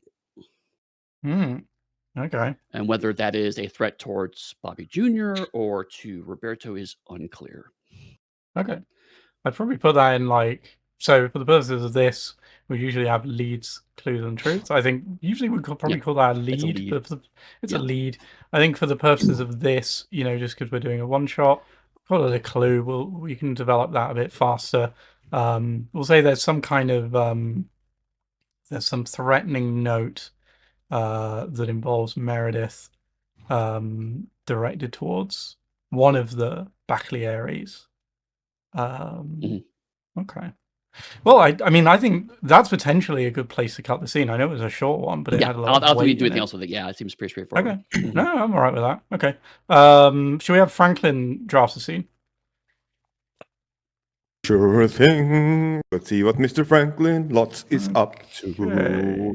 I enjoyed your song. You're getting into the character, the composer character. Yeah. One on top of the other. So let's say you showcase your relationships with an extra. 6 of clubs. Colors of the dark. You're forced into a tense or threatening situation. 4 of hearts. Circuit. Estranged parties meet once more. Ooh. Ooh. Right. Now there are a couple of good options here. Oh my God. Where do I want to go with this? And this is the ace. The extras one would work, and then I wonder if I know any estranged parties. Nah, I'm gonna leave this aside for the time being. I mean, technically, I'm an estranged party, but Oh, that's true. Yeah. Yeah. I'll go. Well, maybe there's a deeper relationship there as well. Like there's some connection in your anybody past. from that night. Yeah. Like if you like backfill, if you want to reveal that there's some relationship that has hitherto been off screen, because remember, if it's not on screen, it's in the possibility space. There's neither happened nor not happened. As soon as we bring it on screen, it's happened in some form. Magic. Yeah. Yeah. All right. I'm gonna go for. Let's go for the 6 of clubs, colors of the dark. Okay. All right. Instead. So what I'm are still you gonna thinking? go that. Yeah.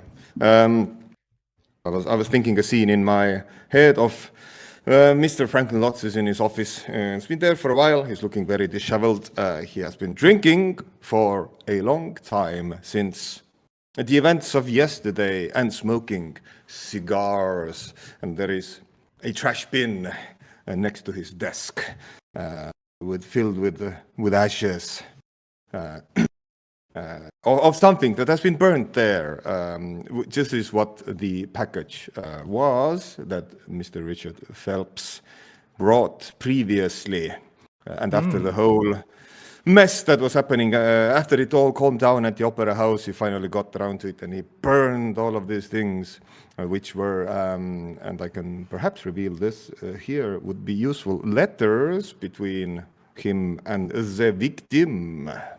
So maybe he was in the process, like as we go into the scene, he's like reading one of the letters from the package. Last one's left, yeah. And there is like a whole pile of them already like burnt in the trash bin, and then the package has, and then it has like a couple of still left.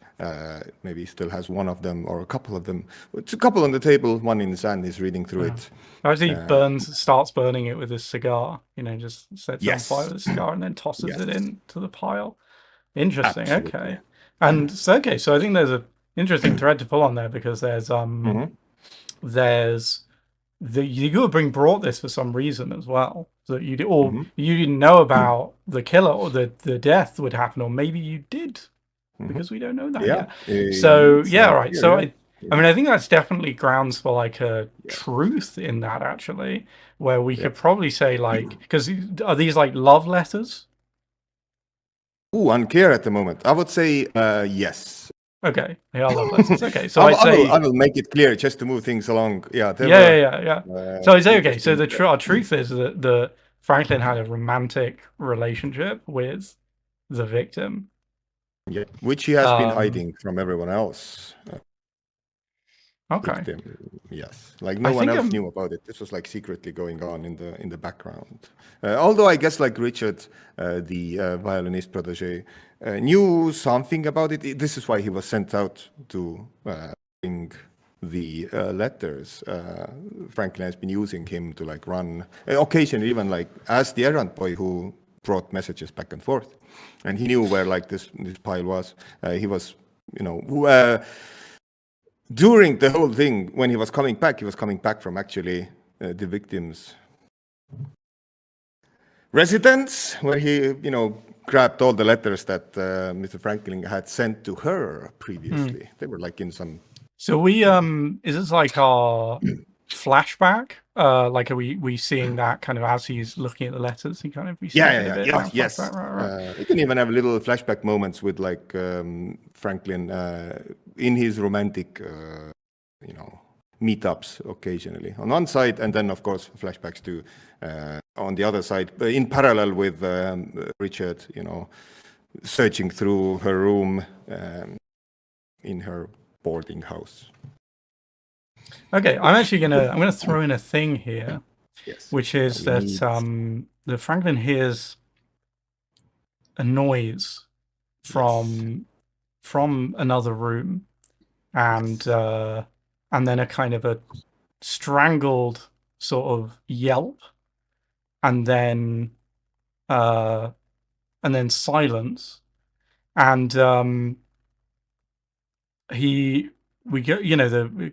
goes into the other room, stumbles and you into see the other room. You see, just as he enters the room, we'll just see like the tail end, as it were, of a figure in a long coat, just kind of vanishing out of sight behind behind a corner. And there's a window broken. There's a dead mockingbird on the windowsill, and in its blood has been written on the window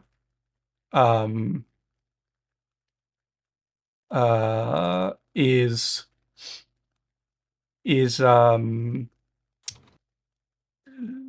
the sins of the father come to the son. And then I think and I'm going to say, what I'm going to do is something I haven't done yet, is we're going to test for trauma. And I'm going to be testing your heart here. So what I'm going to ask you to do is don't put them in your hand or something, just kind of lay them kind of in a blank space like that. I'm going to ask you to draw cards face up equal to your heart. Heart. Which is 0. Which is 0. So draw 2 and take the highest. Sorry. Okay, so we're gonna draw this over here. Yep. So 2, and I will flip them around and see what's highest, right? Yep. Okay, so you got a king. That's so I'm gonna say this is difficulty 3. So you're gonna take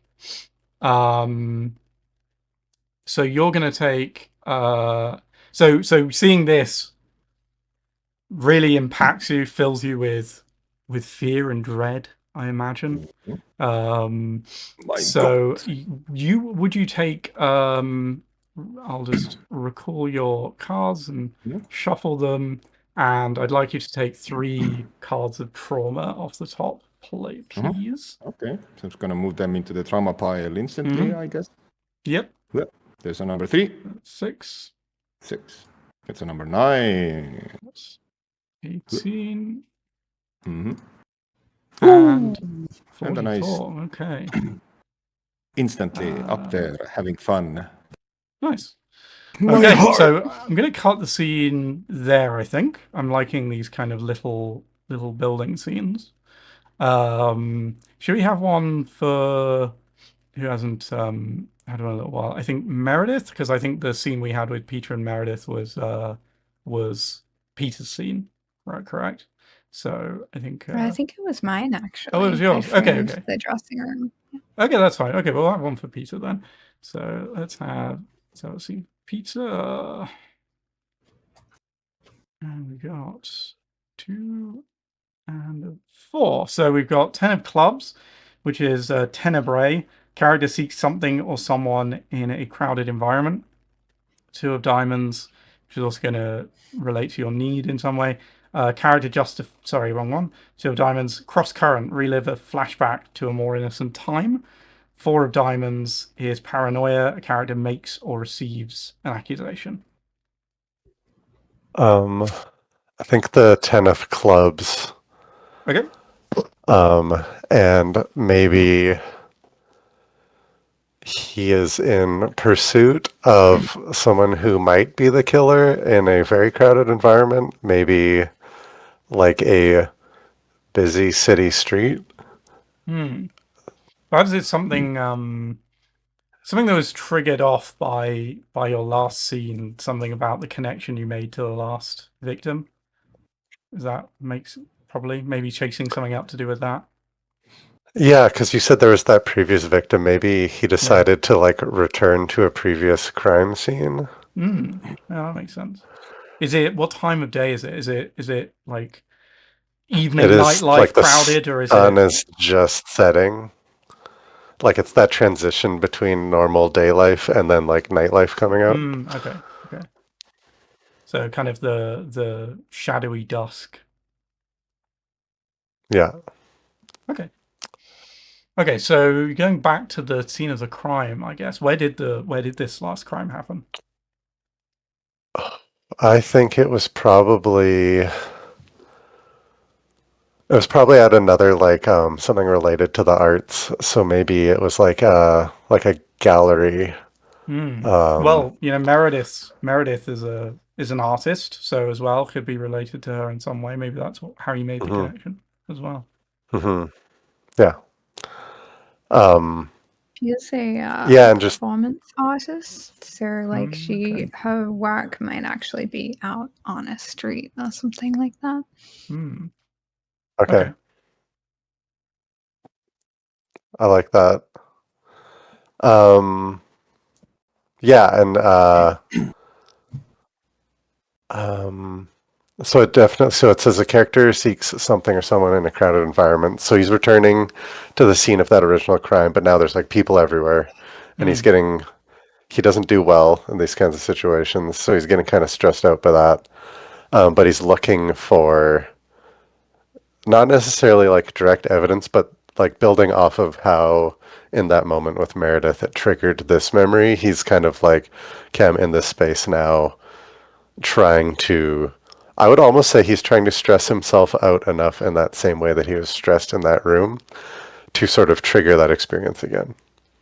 So he's like absorbing that crowded environment in a way that is unhealthy. Okay. I tell you what, because it sounds like you're kind of deliberately traumatizing yourself.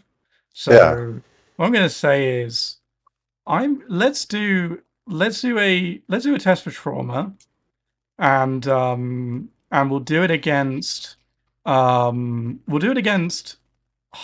or perhaps spine perhaps, to see how way you can endure this experience. They're both 1, so okay, fine. We'll do it as in spine, and we'll see, and we'll see what comes out of it. I think so. And just visually, I think that he's going to be like a little disheveled, like very like purposefully disheveled in a way that is like against how he's always appeared before, and that he's now putting himself in a crowded space and he looks unkempt, and that makes him incredibly uncomfortable. Where are we exactly? Are we like in an art gallery, or are we like outside it? Or I think he's outside the street where all the people are. Gotcha. Yeah. Okay. All right. So I think I'll draw 2 for this one. Okay. So so you would take 2 trauma, but I do think you do get an insight out of this. I think you kind of let yourself fall into this state of unstableness, and that lets you remember something important. It reminds you you're back in a mental state that you've been in before. Oh, cat! Hello, cat. You can't be here. It's too dangerous. Oh no, the cat is the killer all along. So what do you feel? What do you go through? Like, and what do you remember? So he was also, I think he's a police investigator now, but he was actually formerly an army officer. Mm. And I think he's just sort of recalling those situations where like a lot of chaos is happening around you, but then you like end up hyper focusing on getting the job done. And I think that maybe he potentially recalls being at the original crime scene, and now he's looking at the crowd and he's remembering back to during that time of that initial investigation, there was probably a crowd of people there, and maybe he recognizes someone from the crowd as being one of the people from the second murder, or like he's like, oh, that's like now a suspicious appearance. Okay. Yeah, I like that. Did you take your trauma already? I need to draw 2, correct? Okay, off you go. Yep. So there's a 9. Okay. And a 3. Okay.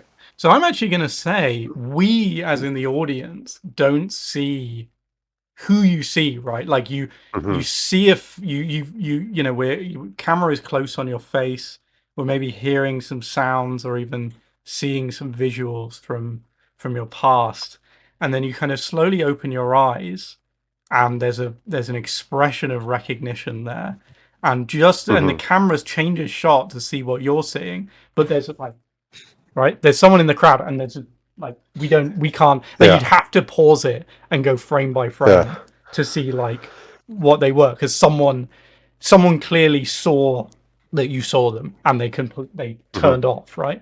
And like you can see them. There's the coat again that we saw before, you know, and just kind of we're darting through the crowd. I assume you're following, right? Yeah. And we just see the little smidge. We just see bits of it, like just coat here, crowd. It's a bit like that shot we had near the start where you're moving through the crowd, but it's more frantic, right? It's almost like demonic, right? It's even more disheveled. Yeah.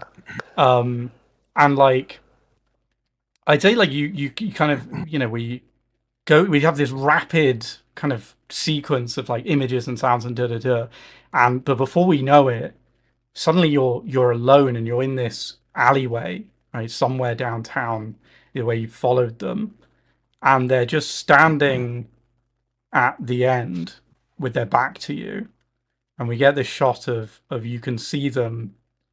We can see their hand. The hand is in the foreground, and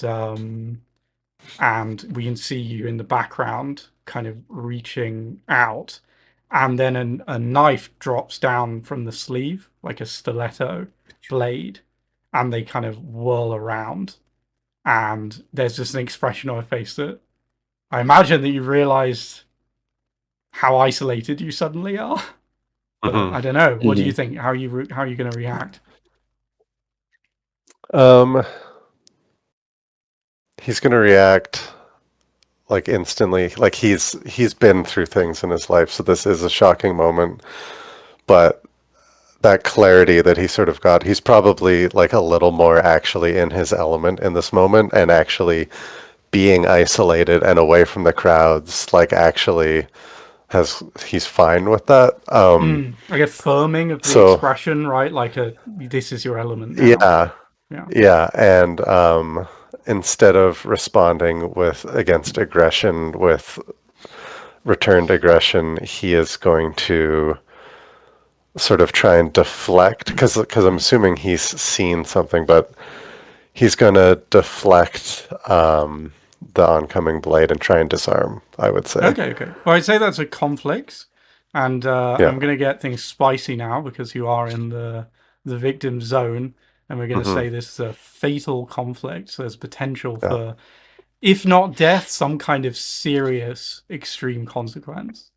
So I'd say, so the stakes are, and this is a player versus director conflict. So I would get. So the stakes are killer wants to kill you. You've realized something. Yeah. Your stakes are, I assume you want to stay alive and also get some kind of important information, right? Yeah. So Probably more invested in the information. Yeah. Yeah, absolutely. I mean, if you can learn, because you know, I'd say that we're doing this is film noir, right? We're while you were chasing, night fell, you know, the shadows really fell, so you just never quite get. They're not wearing a mask. You just can't ever quite get a look at their face. You know, just never quite the right angle, the right lighting. Okay, so blah, blah, blah. Sorry. So what stat are you looking to use? I mean, I would want to use brains, but I think that maybe spine or something like that would probably make more sense. Yeah, I mean, it depends kind of how you approach it, right? I guess like but yeah. Like it is like that thoughtful defense, but I don't want to just go for my best stat. I think you could justify it, but I think spine makes a bit more sense given what your objective is, right? You're not necessarily looking to, you know, you said your priority is information, right? So you're almost kind of trying to outlast this so you can learn something. Real quick, that last card that I had from the Meredith scene, where does that card go? Because I'm assuming I don't carry it over. From the I had one in my hand. Oh yes. Sorry, that would be recalled to your okay, cool. To your deck there. Let me shuffle. Yeah. So right then. Okay, so Killer's definitely the aggressor here. So I think they just like before you know, they're kind of almost, you know, it seemed like a long alley in the last shot, but suddenly you're close together, right? It's almost like someone swapped a wide angle lens for a you know, swapped a telephoto lens for a wide angle. You know, in they sweep with their stiletto, swiping and stabbing. Very direct. So there's a 5 of clubs there. And very dramatically, I'm gonna pull out that handkerchief that I had from earlier that still has the blood stain on it, and I'm gonna like throw that in the killer's face. Okay. Yeah. Nice. To sort of throw them off their game. Nice. Okay. Yeah. So yeah, I think they're running in to swipe at you, but it's just like, you know, plunks over their face. Maybe we get another of those shots where like it's like you can almost see what they look like, but it's like one frame, right? Then the handkerchief's in their face. Like, yeah. And you know, so you definitely get the upper hand there. So I would choose whether to push, raise, or relent. Well, I can't raise because I'm the director. I don't have any other stats to draw from, just the difficulty. So I'll just push. So I say like they kind of they kind of are still kind of the momentum, right? Like they kind of manage to sweep up their leg, but they're already kind of dashing at you. So they just kind of bundle into you, right? And kind of go sprawling, like kind of rolling in a kind of bit of a heap and then scramble to get back, you know, and then they start scrambling to get back to their feet, right? I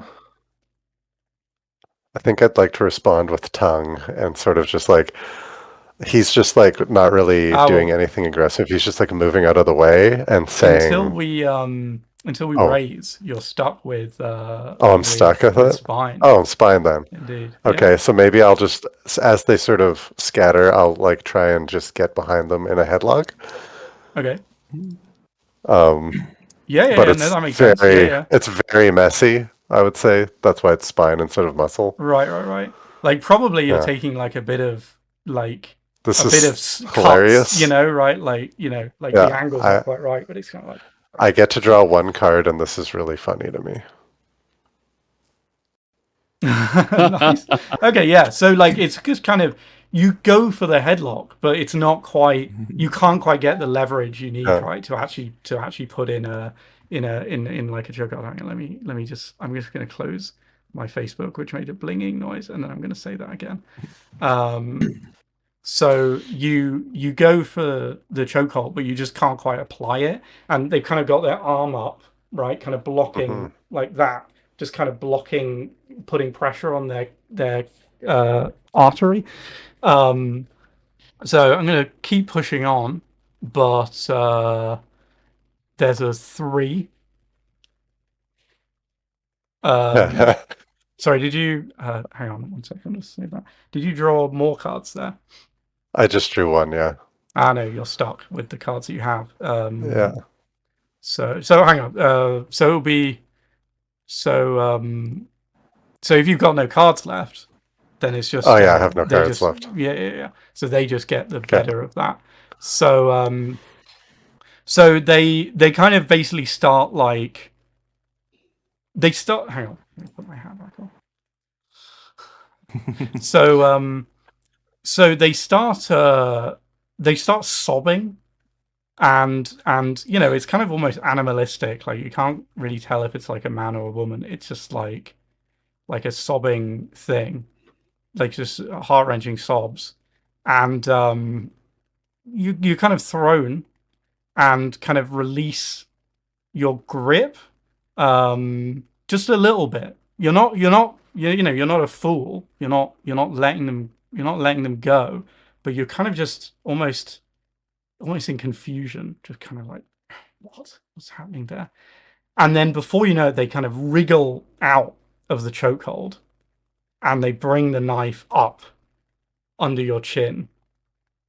And we get that shot where like the knife is almost tied to the camera, right? So like the knife isn't moving, it's just in the center of the shot and the world is kind of blurring past. And it's just, and under your chin. And there's just you can see the glassiness in the eyes just kind of spreading. But in that moment, you see their face and you smile. And I think we cut there. How's that? Okay. All right. So I would say, we're moving quickly for the one shot. So you're dead. So Peter got killed there. When we will draft with you, we can draft with you again. But if you've got extras, you can take one of your extras and take on their role. So you continue with your level of trauma and stuff because they're in a vulnerable. Their fate is tied to yours. They're in a vulnerable position too. So we'll put this. Well, I take back. So I realize we haven't used these buttons that I set up, but yeah. So you would take some trauma there, which would be the 9 and the 8, I think. So we take another 20 from that, and then you take a few extra from the top for the cards because you don't get to take my cards as trauma. So we just give you some new ones. Ooh dear. Just a little, just a bit. Just a little bit, just a taste. just a little bit. And we've got a king in there as well. So your extras are going to be in a dangerous position going forward. Rest in peace, everyone. So, shall we do? Who wants to? I think it's gone around fairly well. Does anyone have a particular want to draft? If not, I can just nominate someone. No? Okay. Let's have Meredith because I think it's been the longest since you've had one. So you've got 3 of hearts, 9 of clubs, 5 of clubs. Apologies. So we've got 3 of hearts. We've got Deadly Sweet. A character has a positive experience with another because it can't be all bad, can it?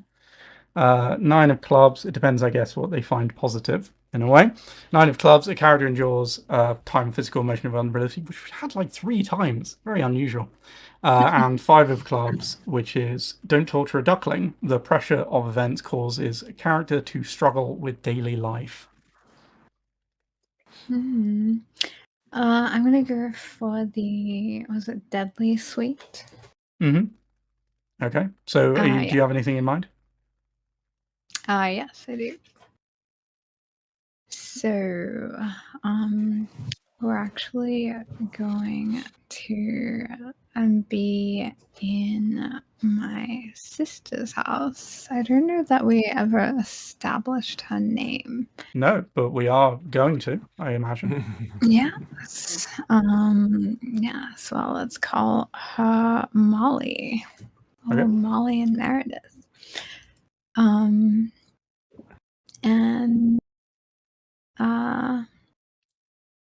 so we'll be in the front room. And the camera will zoom in, we'll do a cool shot coming through the front door. And it's a fairly well-appointed house. You can tell that the person who lived here had some money. And we'll actually go zoom through the front door until we get this view of this quite large living room with like a polished wood floor, and it's got ornate picture frames up on the walls, and there is a spiraling staircase in the corner. But what the eye will immediately be drawn to is Meredith, naked, wrapped in cling wrap, on her knees on the floor, and standing over her is a somewhat young, probably late teens, looking person. You can tell that it's a girl, but they're quite androgynous, and they're dressed in quite androgynous wear, so like a white wife beater. And Oh, one sec, hold on. Sorry. Okay, carry on. So they're dressed in a white wife beater and some kind of like workers' trousers. And you just see Meredith facing down on her knees, looking up to this person. And she's got a little bit of a smile on her face. And she says again, and you see this teenage girl wind her fist up and just crack her across the chin, and a little bit of blood flies out across the floorboards there as well. Okay. Definitely, exactly what I was saying. It depends entirely on what a character considers a positive experience, and Meredith certainly does. So this is Spider, one of your extras, who's a bit of a street tough who you have a bit of a weird S&M-y kind of relationship with. Mm-hmm. Yeah. And we're actually gonna hear the door jingling right now. Mm-hmm. And it sounds almost like someone's maybe picking the lock. And Roberto is actually going to be opening the door right now. What's Roberto doing here, Eddie? Roberto is very concerned what this letter possibly means. We as the audience don't know what his motivation is, but he's as he's leaning over the door and picking the lock, we can see that the camera's low watching it, but his suit coat kind of slides by, and we can see that he's got a gun strapped there, so he's definitely coming here with the intent to at least threaten, if not outright commit violence.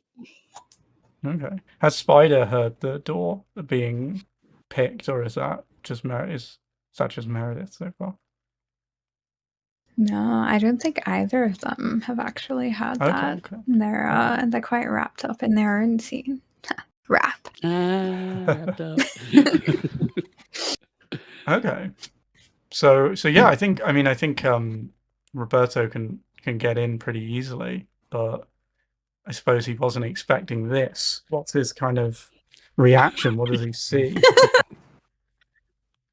Yeah, so he's gonna once he's got the lock, I'm just gonna carefully open the door, but then we'll hear a crack, and he's been in enough fights. He knows the sound of a fist or a flesh being hit. Mm-hmm. So he's gonna slam open the door to kind of distract everybody and rush in, gun out, and stop. And the gun's gonna kind of like waver back and forth because he's not entirely sure who's the aggressor, who's is Meredith in danger, is his face is visibly confused, and he's warring between his need to like assert himself, but also to understand what's going on here, and then he's not a very smart man. So finally, he's gonna eventually bark out, "What the fuck is going on?" Meredith is going to look up at Roberto, and she's quite amused by this turn of events. She gets a kind of big grin on her face. So she's on her knees in this, shining plastic, and she's got blood kind of smeared across her cheek. There's still splatters of blood across the floorboards. And she kind of like smacks up at Roberto. Sorry, hang on a sec. Sorry. Okay, we're good. Carry on. And she's gonna kind of size him up, and she connects the hint of memory with not just having seen Roberto at the theater the night of her sister's murder, but she's seen glimpses of him through his relationship with her sister, and she more or less knows who he is. And she looks up at him and she says, "Everyone needs to remember what it's like to feel like a piece of meat." Well, what's Spider doing in this? Because I mean, does Roberto know Spider? They're both kind of street thugs, so I imagine it's not exactly Roberto's a mafioso. They're not exactly don't tend to have women in their ranks. I'm actually going to say that maybe my son knows him, and Roberto's not happy about that Knows her. relationship. Because his son is more of a junkie, and so maybe it's the less and also Roberto himself is above that, even though he may have come from that time. He's above, so Right, he's very dismissive of this, and so he's gonna be, "Oh, you want to be treated like a piece of meat? I can make that happen," and he's gonna move the gun to Spider. I see the conflict as he's going to shoot Spider. Okay. All right. And so would the conflict here be with Spider, or would it be with Meredith? Is this like a back and forth to try and get? I envision it. Feel free to tell me if you're wrong, Chantal, but like I envision it as trying to talk him out of doing this because he's clearly going to try to murder Spider. Well, yeah, okay. As a way to kind of shock her into saying something or reacting beyond this weird. Well, he wants to know what vision. Meredith knows as well because of this letter, so that's good leverage. That makes sense to me. Yeah, that makes sense to you. Okay. Yeah, I guess I should clarify what is Meredith perceiving that Roberto has perceived right now, because Meredith has told Roberto that she wants to feel like a piece of meat. So I would assume that the implication is that she's, complicit in this, but also Roberto is not a very bright man. So does it seem like he hasn't grasped, the situation here? Yeah, it's completely over his head. He is. Yeah, I mean, with the brains of zero, I'm assuming that he is lost. There's no. You're trying to be subtle and nuanced, and he's just like, I'm going to murder somebody. So. Yeah. Okay, yeah, that makes sense. He doesn't. He just doesn't really know what the fuck's going on here, and it's just defaulting to his typical thing of violence, right?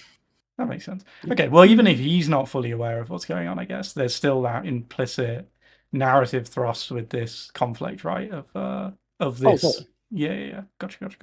Okay, cool. Well, we can do that. Ultimately, they're still fighting for control over the situation. It's just which leverage they're using on each other is I think what's up at stake here. Yep. There's a gun here. Someone's life is being threatened, so it's not only high threat, but it's going to be 4 trauma per round because of the gun. Okay. So okay. So our stakes are that Roberto just wants information and he doesn't care who he's going to hurt to make that happen. He's going to apply leverage where it needs to be. Meredith wants to kind of, I guess, de-escalate the situation, I suppose, or maybe get him to reveal something. Okay, what were you thinking? So Meredith has a personal philosophy, and so her and Spider have an agreement, and you can, the viewer can kind of tell that neither of them is afraid to die. They have an understanding with each other, but, reflecting on things that, the audience has had Meredith say previously, she really does not seem to be particularly fazed by the concept of death or of pain. And so there's a thrill here for both Meredith and, to a lesser extent, Spider. I think, Spider's torn between wanting to kind of please Meredith in the this kind of like shared philosophy, but Spider is also not as convicted as Meredith is. So you do see this kind of like an internal turmoil of like a genuine fright, but there's a front there in front of Meredith, and so yeah. If I might, it sounds like then maybe what the issue is that maybe the thing is that Spider's going to die either way, right? But it's whether that death it basically is that Meredith may have leverage. If Meredith wins, Meredith could have leverage over my character because they're going, yeah, I don't care. We're both ready to die, which completely undercuts all threat my character has, or the shock of it somehow actually does get through. And despite Meredith's ideology, it actually does hit her a little bit. Maybe that's the conflict here. That, and I'm also going to throw in like a metatextual stake, I guess, which is whoever comes out of this can set a truth about this letter, right? What's the deal with this letter? What does she know? Does she know anything? That's what I want to. I think that makes sense. Okay, cool. All right. So stats, what are you using? I assume muscle for Roberto would make sense, right? For Meredith. Ooh, this is a tricky one for Meredith.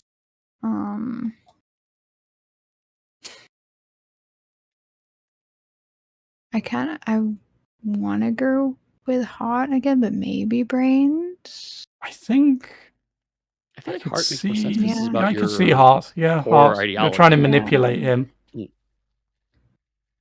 Okay. Yeah. Well, it's both. It's kind of, like she is genuinely convicted here. So that is her engagement and her upper hand, or what she perceives as the upper hand. Okay, well, go ahead and draw. Alrighty. And before we bid, because of my trauma, I'm weakened, so I have to. Yeah. So you need my lowest card back on the deck. Correct. And yeah, correct. Oh well, I would be as well. I'm another card. I'm loco. So yeah, you put your lowest card back and then draw a new one. I did it in reverse order because I didn't want to accidentally drag the card on there and redraw the exact same card. Yeah, that makes sense. Yeah. So. How do I? How do well, I say your card back? Your sorry. Which card? Sorry. My lowest card. Oh well, have you drawn them already? Yes. Okay, we'll just drag it. Just drag it back on top and then shuffle it and then draw another one. How do I shuffle? I'll do it. There you go. Now you can draw another one. Thank you. And I'll draw. Okay. All right. So yeah, and your fears are likely to manifest. I mean, I think they probably already are, given that one of your fears is your own desires. So I think there's an extra level of trauma going on here. I think if you lose this conflict, it's gonna have a bit more of an impact. And I would argue that my fear of being accurately perceived if I lose is also probably on the table too. Agreed. Okay, so do you want to make your bid, Roberto? Yes, I'm going to start with 5 diamonds, which is theatrical. Yes. Yeah, like theatrical, melodramatic, performative. And so very much going to be like shoving the barrel of the gun like right like into Spider, like grinding the barrel against the temple, and just screaming, and it's like going, you really want to die? You really want to fucking die? I can make that happen. I can make it happen right now. It's really over the top, elaborate, making it, shoving a little bit, but clearly not yet pulling the trigger. Yep. Okay. Counter bid. That will be 3 of diamonds. And so how do you respond? Meredith will get to her feet, which is, we'll shoot that kind of strategically. She is naked under the cling wrap, so you're gonna get maybe there's a statue in the foreground, and they're kind of shooting over it, and you can see the curve of her body and the bit of butt in these kind of films, I'd imagine. Yeah, absolutely. Oh, she gotta have the butt. But so there's a shine. There's your quote. I'm fine with that. I encourage it. You get that shine on that beautiful Daria. And she... There's kind of too many quotes to pick from now. Poor Spider. Spider's gonna die because I can't stop thinking about butts now. That's clear 3 for you. So I'm gonna need a moment. Okay. Yeah, so she stretches almost feline-like to her feet, and that cling wrap is very interesting. In the light, in the scene, in the juxtaposition of the situation that is happening. It sounds like you're kind of almost, throwing, just by being so languid about it, it's really going to throw him off. Yeah, absolutely. And Meredith's just going to say, honey, you think she doesn't want to die? And she's kind of laughing at him in this moment, like genuinely, like, what adult, like she genuinely just does not think highly of him. Like the fact that he's misjudging the situation so poorly on every single level is genuinely amusing to her. Okay. Okay, well, it's your push, raise, or relent then, for Roberto? Definitely pushing. Okay. Yeah, it keeps going. And I'm going to go ahead and rally with the jack. Yep. And he's going to, like, it's about making space for himself. So he's literally going to take a step back from her and go back to moving the gun in a kind of roughly equal position between the two of them, so he can, at a moment's notice, twitch and aim at someone. And then, so I believe I draw another card, yes? Yeah. So I'll just remind myself of my own rules again, as is the style. I was just looking at it. Let me So it's take a moment to gather your wits or lick your wounds. Draw 2 cards, one from the top of your deck, one from your trauma pile at random. You can, I guess, just take one for now, and put one in your hand and one at the bottom of your deck, and then replace the jack. All right. So what did you get rid of from your? I got rid of another jack. From the trauma. I had a jack in my hands. Oh, I'm sorry. I did that wrong. Okay. I don't remember. I think it was an 8, right? I think it was. We'll just say it was. Yeah. So yeah. So so I had an extra jack in my hand. I actually put that in the deck. So I'll. Okay. Yeah. So figure it out. That go back up again. So I drew it. I drew 2 cards. I'll put the 8 back. So 8 goes to the bottom of the deck, right? Yep. Hang on. Yep. And then I will replace the jack. Oh, you got that. With that, 2. Cool. 2 of spades. Yes. And that is elaborate. And he's going to bring his volume down, something he's not used to, but he's trying to think of himself as an intellectual, as a planner, as a captain, as a leader. And so he's kind of like, yeah, a lot of people say that, but I've seen a lot of people who thought they were tough, but then when the trigger's about to be pulled, they realize they're not as committed, and I don't think you're as committed as you think you are. Okay. Your counter bid.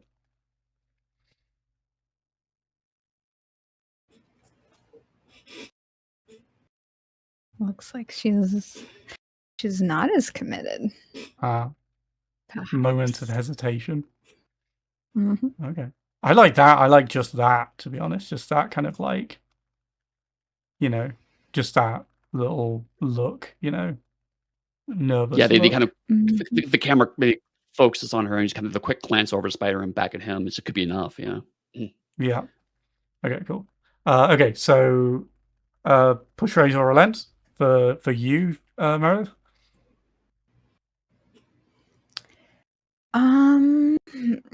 What happens if I relent?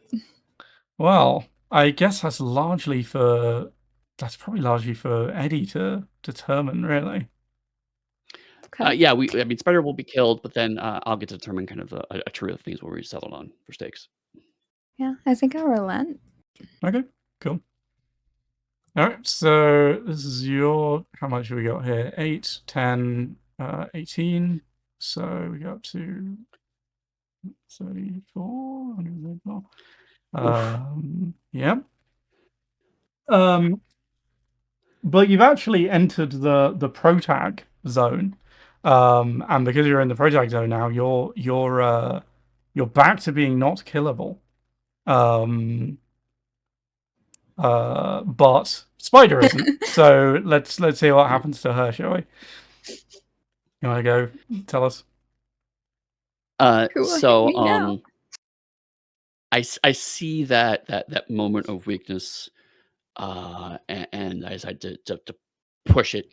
And it's like I'm staring Meredith in the eyes as I pull over, shoot Spider, and it actually happens off screen. There's a splatter of blood off screen on the side of my face. A little smile, perhaps, before you pull the trigger. There it is. Yet.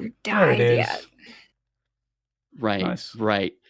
And then we cut back and we see that it's Meredith is still alive, but Spider's corpse is on the floor.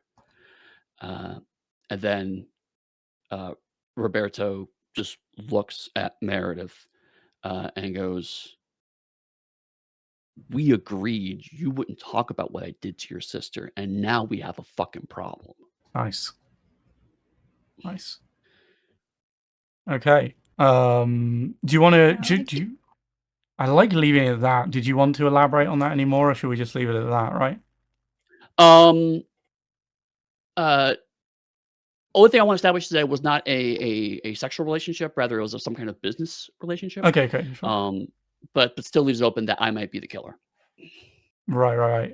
maybe something like you're something like what yeah. How about maybe she was the person who got me connected with the opera and other things, and started to build up my fake patron status. Mm-hmm. And so she started telling people that I was a previous patron and started making up academic and artistic credentials I don't have. Okay, and maybe you've been like we can establish this via like kind of like little, we can just almost just describe through it, right? Like little kind of flashback scenes. Like maybe you're doing favors for her, you were doing favors for her, right? Kind of making sure that when she was understudying for like the soprano, that the main one fell sick, and then like the soprano day. gets knocked down the stairs, breaks her legs or whatever. Yeah. Okay, no, I like that. I actually did want to call Franklin to the scene as well. Ooh, okay. To also be walking up to the door. Should we I put the door open. Maybe you walked in right as the gunshot goes off. That might be great. That's fun. Yeah, that's fun. Maybe it's like, right as the gunshot goes off, maybe doesn't react until after that we get that revelation, and then we kind of see that he's there, right? Properly. Yeah, the camera pans over, and then he's right behind him. And let's just be clear that Meredith is currently covered in cling wrap, naked, with actual gore splattered over her from Spider-No. Yep. So what's Franklin doing here? Yeah. So Franklin is has been stumbling down the street towards this building. He's still extremely drunk. He's been drinking for a long while and smoking and probably doing other drugs. So he's kind of messed up in the head at this point. After that encounter with the message on the windowsill, which happened a while back.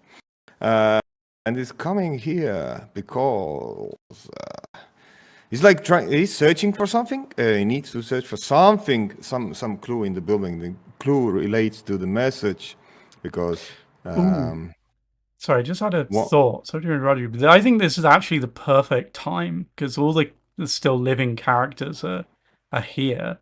I think we can maybe do our killer revelation, and then we can work it in, right? So we're all here. So I think what I'll do is we'll do that, and then we can go from there, and we can see how that gets fully unveiled, right?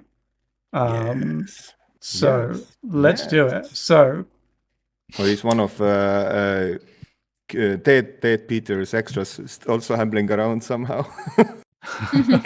For some reason, it's like Mr. Saltino is just somewhere. I do have an idea around that. or Peter's mother is just around for some reason. So, what's all the noise? Okay, so yeah. I'm going to chain of the family. I'm going to flip your trauma piles over. Wait, I'm gonna. Let me. Yeah. Oops. Let me just pull them down. Yeah. Flip them. It keeps turning over. Well. Oh, that's because I see why that's happening. Okay. Let's see. Shovel. It's flip stack. I see. Yep. Okay. Sorry. Flip stack. Shovel stack. And. Oh no, sorry. Oh god. Yeah, I think I got trauma from him from a previous encounter. Yes. I momentarily forgot how my own game worked, as is my want. Okay, so we got the still living characters. So what we're gonna do is I'm gonna read you a list, and for each one, for each one that applies to you, I want you to draw a card into your hand so that we don't see it. If you've got any other cards in your hand, I'd say get rid of them now. I don't think you should, but just oh no, something happened there. Yep. Let's just. I think there was 3 in there. Let's just do that. Yep. Okay. When you read the list, we draw from the deck, right? You draw from the trauma. Sorry, you draw from your trauma. Oh, from the trauma. Okay. Yes. And into my hand. Okay. Yes. Okay. So I want you to draw a card for every truth that has implicated you so far. Should I have 5 in my pile? I cannot remember. You should probably have more than that. I think. I think you something used to has have gone 13. wrong. I think what happened was The recall button. Yeah. All of the Dawn cards got pulled in. Yeah. Ah, I see. Okay. Well, we'll just draw a load of random ones. We'll just see what happens, right? How many did you implicate me? I had 3 or 4. You had 3. Okay. Okay. Cool. I think you had 5. Don did 4. 4. Okay. There we go. We'll just do it like that. Okay. So 1 if you had a truth against you. I think we had Meredith definitely did. I think Franklin definitely did. I don't think Roberto did, so I think it's just 1 for each of you. So just put those in your hand. Yeah. Okay. +1 if you're in the victim zone of your trauma. I don't think I am. I think that I can tell you who is actually. It would be over. Sorry. Over 63, so over 70. Over 70. Also, Meredith is in the protect zone. She wouldn't be. She wouldn't be either because she's above that. Okay, so no one's in victim. So 2 +2 if you're into protagonist, which Meredith is. So you get 2. Where do I draw from? The main one? From your trauma. From your trauma. From my trauma. And where do I put them? Into your hand. Okay. So I think you should have 3 at this point in your hand. Okay, so wait, is that the one that was moved down? This is your trauma. Okay, cool. Sorry, I lost my trauma power for no a worries. second. I moved it because I couldn't flip it properly when it was. All right, so I have an Inquisitor card. That's fine. You just take it. Yeah. Okay.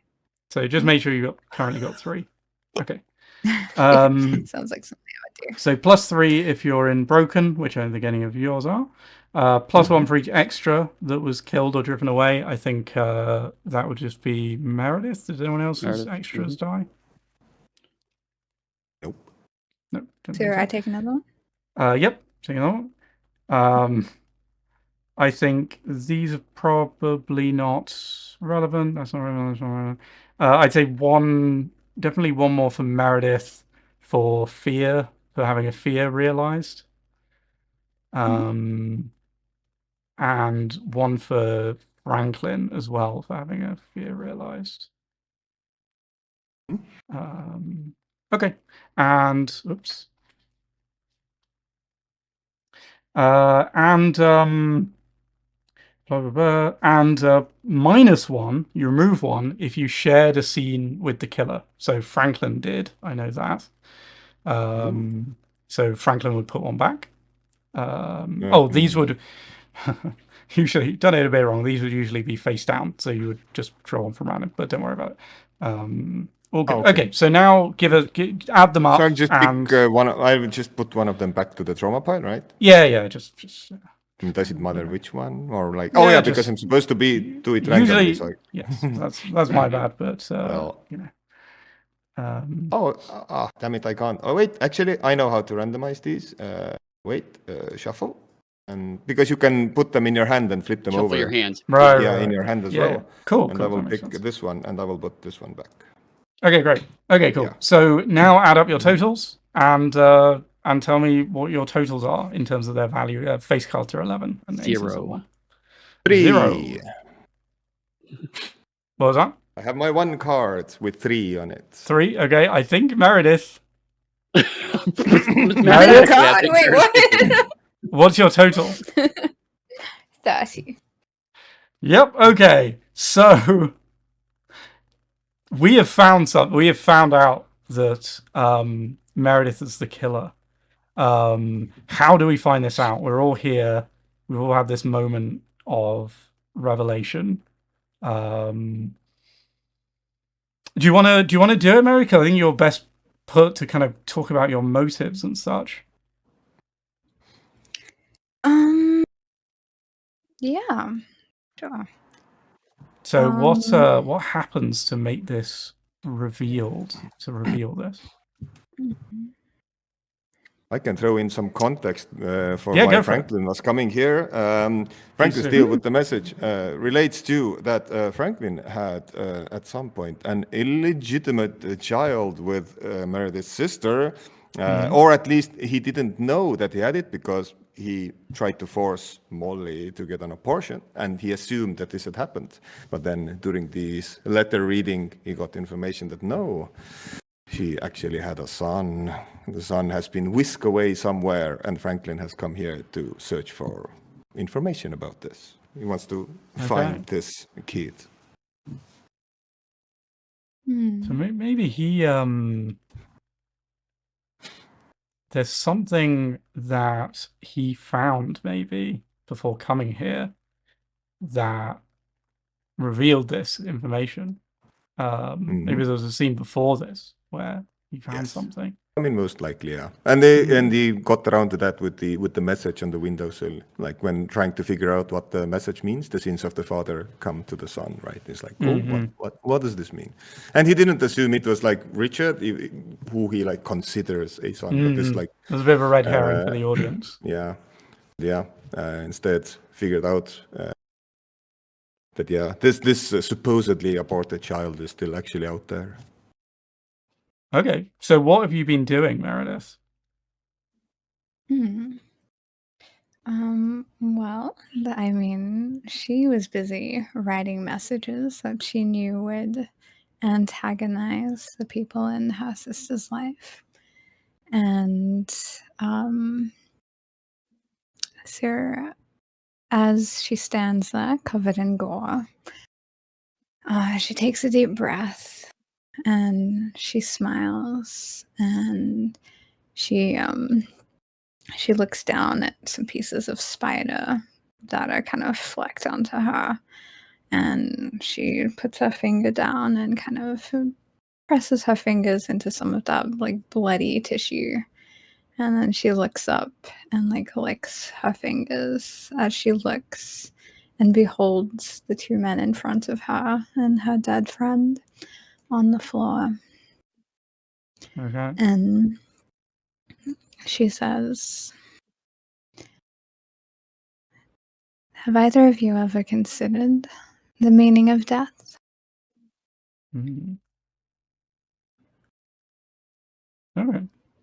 I think what I think would work is if we kind of have that moment, right, where they look and they realize that they really put two and two together here, and perhaps we get kind of a bit of flashbacks on what happened in these murders, right? There was one. So who was because that victim that Peter went after looking for the crime scene of, who was that?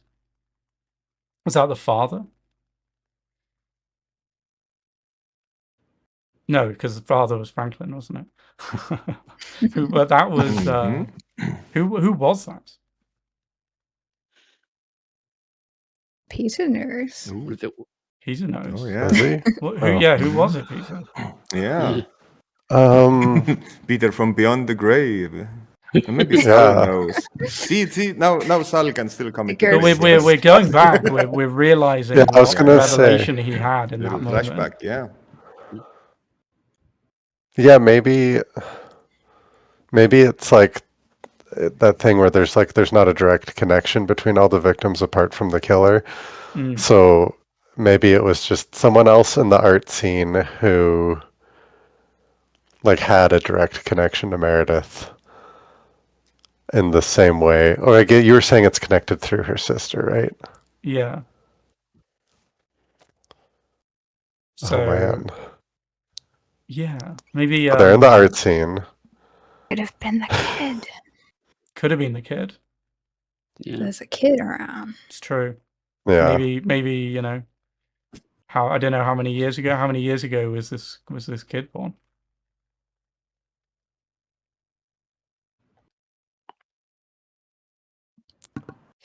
I'm gonna say 18. 18. I'm going to say 18. Between 3 and 18, yeah. This little slot Yeah. between Somewhere 3 in the and middle, 18. yeah. Somewhere vaguely in there, in that range. Problematic. So, like, because often, you know, the classic Giallo trope is they link these murders to some trauma in the killer's childhood. So maybe there's something that we see from Meredith and Molly's childhood that gave her this urge to like, you know, to maybe take something from her that she thought she should have. I don't know. What do you think? Oh, I know why she killed her, but I was Okay. wondering if anyone wanted to answer the question, what is the meaning of death? Well, let's come back to that, because I think we can have like a bit of a revelatory flashback, and then at the end we can have someone answer that question, and that would be a good point to have credits roll. I do. So- Yeah, I do have something for that. I like For that. later. We can maybe mirror that scene. Maybe that was asked before you were stabbed. But okay. So what happened? What Alrighty, happened? sure. What trauma caused is the root of this? And so Meredith will look at both of the men in her sister's life and say, my sister never lived. She coasted through life. She didn't open her eyes. She never paid attention. She was simply carried along by the water and winds, never architecting her own destiny. She did not ever live. And you kind of see that Meredith is really enamored with like the thought of her sister not living, and she's really, you know, she feels very strongly about this. And she says, for people like that, for all of us really, pain, it's pain. That is the thing that makes us feel alive. That is the thing that connects us to life, the fight for life and the struggle. And what's the point of it all if all we do is run from pain, run from living? It made me sick to behold such a weak waste of life. And I love my sister. We grew up together. All I wanted was for her to really live. And I'm proud of her because in those last moments, I could see that she got it. She understood. She understood life. She finally connected to life in those last moments when she looked up at me as I drove the nails through. She knew, I could see she had a fire for living. She wanted to live so bad. She was so grateful for those moments of life and breath.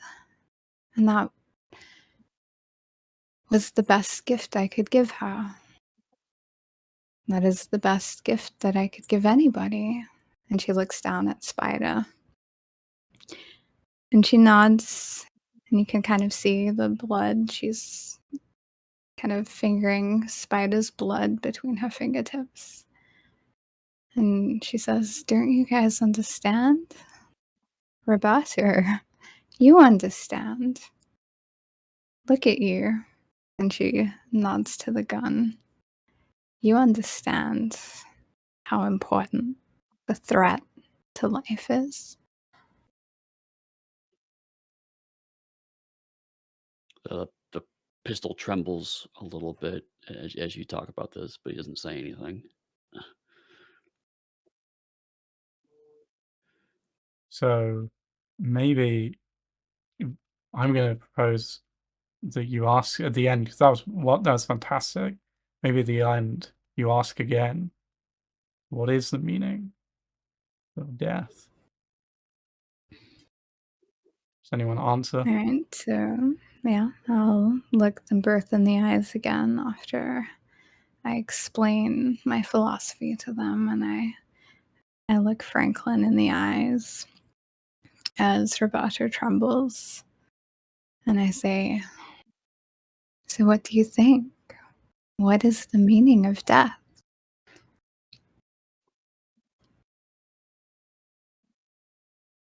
Well, I mean, unfortunately, Franklin is very out of it by this point. Like, he's absolutely, like, falling apart. Did you have a suggestion, Peter? Do you want to cap it off? I was going to go out on a wild note, and say that there's like another figure in the doorway. Because why not have everybody show up? Yes. And there's a very handsome man wearing a military uniform standing there. Mhm. This is Saltino. And you just hear him say that, like, death is your last chance to truly be yourself, and then he pulls out a gun and shoots Meredith. Nice. Okay, yeah, I like that, and I think we can probably have just backfill a scene, right, where we establish Saltino, who was Peter's former lover, who was the reason why he got drummed out of the army, and yeah, like you say, we've established him previously. That's fine, and no, I like that. That's good. That's good. Roll credits. And final scene is Yep. as Meredith gets blown away by this gun, all the gore gets splattered all over Franklin and Roberto, so that everyone in the scene ends just covered in gore. Yeah. Covered in blood. Yeah. And onto the Yeah. statue. Yep. Oh yeah, Yep. absolutely. Love it. Nice. Awesome. Okay, there we go. I think man. that's I think we can Everyone roll having credits so on much that. fun. Huh? Everyone having so Yeah. much fun. What a nice time. Well, I hope Covered in blood. I hope everyone in this call is having so much fun. And you're But, covered in blood, and you're covered in blood. everyone covered in blood. There's a vial of blood under every seat. Just pour it on. Yeah. Okay, well, there we go. There's our demo session for Il Fantasma del Giallo. I hope everyone here enjoyed. I hope everyone watching enjoyed. But yeah, I hope you'll back the Kickstarter when it launches. Currently looking like it should be sometime in May, but watch this space. And yeah, follow me on Blue Sky at Hardy Roach Games, and follow the project on Kickstarter to let it so you can see when it launches. And thank you everyone for coming. Bye. Bye. Yay. Yay. Bye.